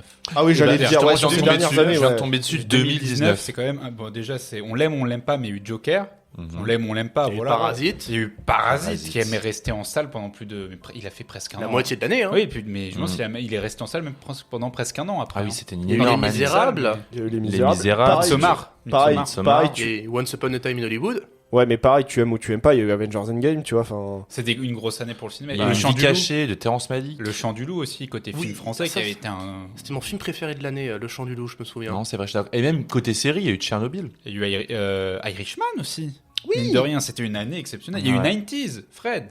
90s. N'est-ce pas? Mid-90s. Mais oui, mais oui. Il a fallu le mid devant. Non, parce que c'est le titre effectivement. original. On a eu Le Dain, on a eu Vice. Ah, Et 2019. on a eu c'était un grand cru 2019. Ah, mais 2019, Et grosse, alors, grosse année. 2018. 2019, c'est l'année où je suis allé le plus souvent au cinéma, hein, je me souviens. Et je crois C'est que pour vrai, tout le monde, 2019, hein, ça a été énorme, C'était ouais. juste avant le Covid, tu vois, c'était une épiphanie cinématographique, et puis d'un coup, Covid. Ouais. Ouais, je suis d'accord, je Ça dirais. va, vous êtes tous sur vos téléphones là? Oui, Non, mais désolé. sérieux, les Non, gars? j'arrête. Ouais, 2019. 2019, il y a eu Non, beaucoup de. C'est vrai que j'y ai pensé tout de suite en fait Je à repense 2019, aussi mais je voulais voir un peu Au avant. documentaire Adolescente, qui était génial. Vous l'avez vu J'ai ou pas pas eu l'occasion de le voir. Ah, génial aussi. Voilà. Mais si on essaye d'aller plus loin encore, Plus les gars. loin, mais. Moi, là, par exemple, mais- j'ai envie de dire 67-68. Alors, déjà, 67-68, c'est. Il était Côté une fois mu- dans l'Ouest. Ouais, alors, j'allais dire côté musical, c'est la révolution du rock. Donc, déjà, j'ai envie d'y vivre. Les mais en rock. plus, effectivement. Et alors, en 67, il y a eu Le Bon, la Brute et le Truand, mais en 68, t'avais Il était une fois dans l'Ouest.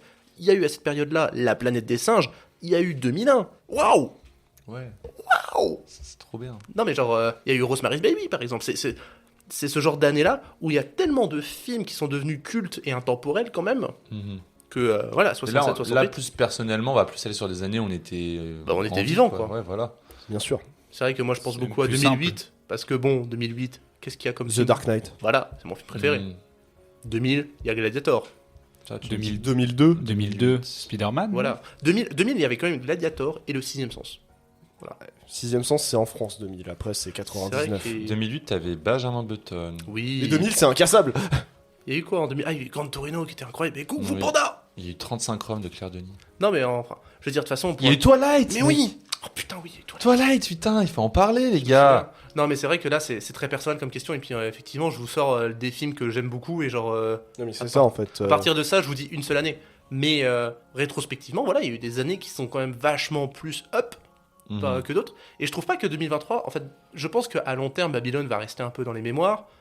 Mais Je quand. trouve pas que De- 2023 était un grand cru. Depuis, Non. en fait, depuis 2020, il y a aucune année où je me dis putain, c'est au niveau de 2019. C'est Mais, ça. euh, Alors que les années 2010, bon, après c'était notre adolescence, mais les années 2010, il y a quand même énormément de bons films. ouais. Et ça a été un florilège quand même de futurs classiques. C'est ça. Tu vois. Pour moi, il y a des films qui sont déjà cultes, qui sont sortis dans les années 2010. 2014-2015, Heure, Interstellar et Mad Max Fury Road, on en parle encore et ça va bientôt faire 10 ans que ce film 2016, existe. il y avait eu pas mal de trucs aussi. Il y avait eu Grave. 2016, ouais. La La Land, c'était quand 2016, non 2015 2015 aux States, Ah. 2016 en France. Ok. Toujours le truc. Mais le moi, pour dilemme moi, en tout cas, avec les pour films revenir à sortis. cette année, ouais, un des films qui sont vraiment géniaux, bah, Mars Express. Ouais, mais est-ce qu'ils perdureront, tu vois, dans une sorte de Bah, paysage cinématographique Babylone, Fableman vont perdre. Voilà, c'est ce que j'allais Je suis dire. Mais même pas sûr pour Fablemans, tu vois. Eh bien, tu vois, même si on n'y pense pas maintenant, je pense que à terme, c'est peut-être celui qui a le plus de chance, tu vois. Ouais. Parce que par exemple, Killers of the Flower Moon, on a beau dire que c'est vraiment excellent, ça reste un film très consensuel, c'est peut-être un mot dur, dans la cinématographie de Martin Scorsese, de la même manière qu'Oppenheimer sera pas le Nolan qu'on retiendra à long terme, contrairement à Interstellar, The Dark Knight ou Inception. Ça, je suis d'accord. Et du coup, il y a eu plein de super films, de super réalisateurs, parce que c'est quand même, il y a pas mal de réalisateurs qui ont fait des films cette année, mais il n'y a jamais eu le mastodonte de son auteur. Je sais pas si vous avez des choses que ça vous inspire un peu, ce Joker, je suis désolé de balancer finalement un pavé qui vous laisse un peu pantois. Mais c'est pas grave, parce que le Joker, c'est aussi ta participation à toi. C'est pas forcément un débat en soi. C'est vrai, c'est Ça vrai. peut enchaîner Tu sur veux un parler de débat. toi on veut écouter de toi. Et c'était une question intéressante. Bah, en parlant de moi ce matin, quand quand j'ai pris mes cornflakes, pardon. Tu manges des cornflakes Après ces étirements. Je devrais faire Oui. des pancakes. C'est cool en hiver. Hmm. À la banane. Oh. Voilà, tu vois, ça part sur un débat. Refais-moi des pancakes à la banane, mec. Ok. Excusez-moi, C'est reparti Pardon. sur un débat, tu vois, là. n'est-ce pas? Bref, moi j'ai fait un peu le tour de ce que je voulais dire par rapport aux années Graal du cinéma, mais ne vous inquiétez pas, le Joker sur les cheveux arrive d'ici peu. Mais à qui donnes-tu ta carte Joker Euh, Bah, il reste qu'une personne. Après, il est pas obligé. Hein. Attends, qui reste déjà? C'est Fred qui a eu qu'un seul joker. Ouais, mais Fred, la dernière fois, t'étais pas là.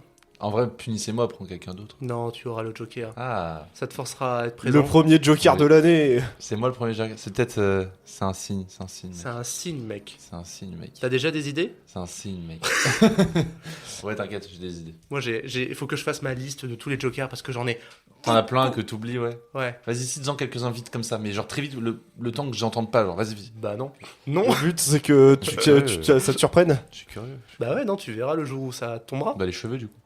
Bah ouais, mais Non, bon. mais ça, on le sait. Qu'est-ce que je vais dire sur les cheveux, tu vois? Est-ce que on a fini, les gars? On a Je crois bien. On a fini. Eh ben, messieurs, dames. Sacré bilan. Oui, très bon bilan, je trouve. Et puis l'émission a été très fun à faire. Et cette première année de DCP a été très sympathique en votre présence, messieurs. C'est ça. Et Bah, puis on vous remercie, vous, de nous écouter. Également, merci à tous les auditeurs. Joyeux Noël à vous. Parce que vous êtes sympathiques et on vous aime bien. On vous aime beaucoup. Voilà. Qui es-tu derrière ce téléphone? Je ne sais point, mais. Est-ce que tu m'entends? Eh oh! Et oh. Mais merci. En tout cas, vous pouvez toujours nous retrouver sur Spotify, sur Apple Music. Prochainement, on va poster nos émissions sur YouTube. Et vous pouvez ensuite nous suivre sur le Wishing Light Channel. Et on se retrouve dans 2 semaines pour un nouvel épisode. Des bisous! Allez, bonne fête de fin d'année. Et à l'année prochaine, comme on Joyeux dit. hein. Noël, à l'année prochaine. Joyeux Noël, bonne fête.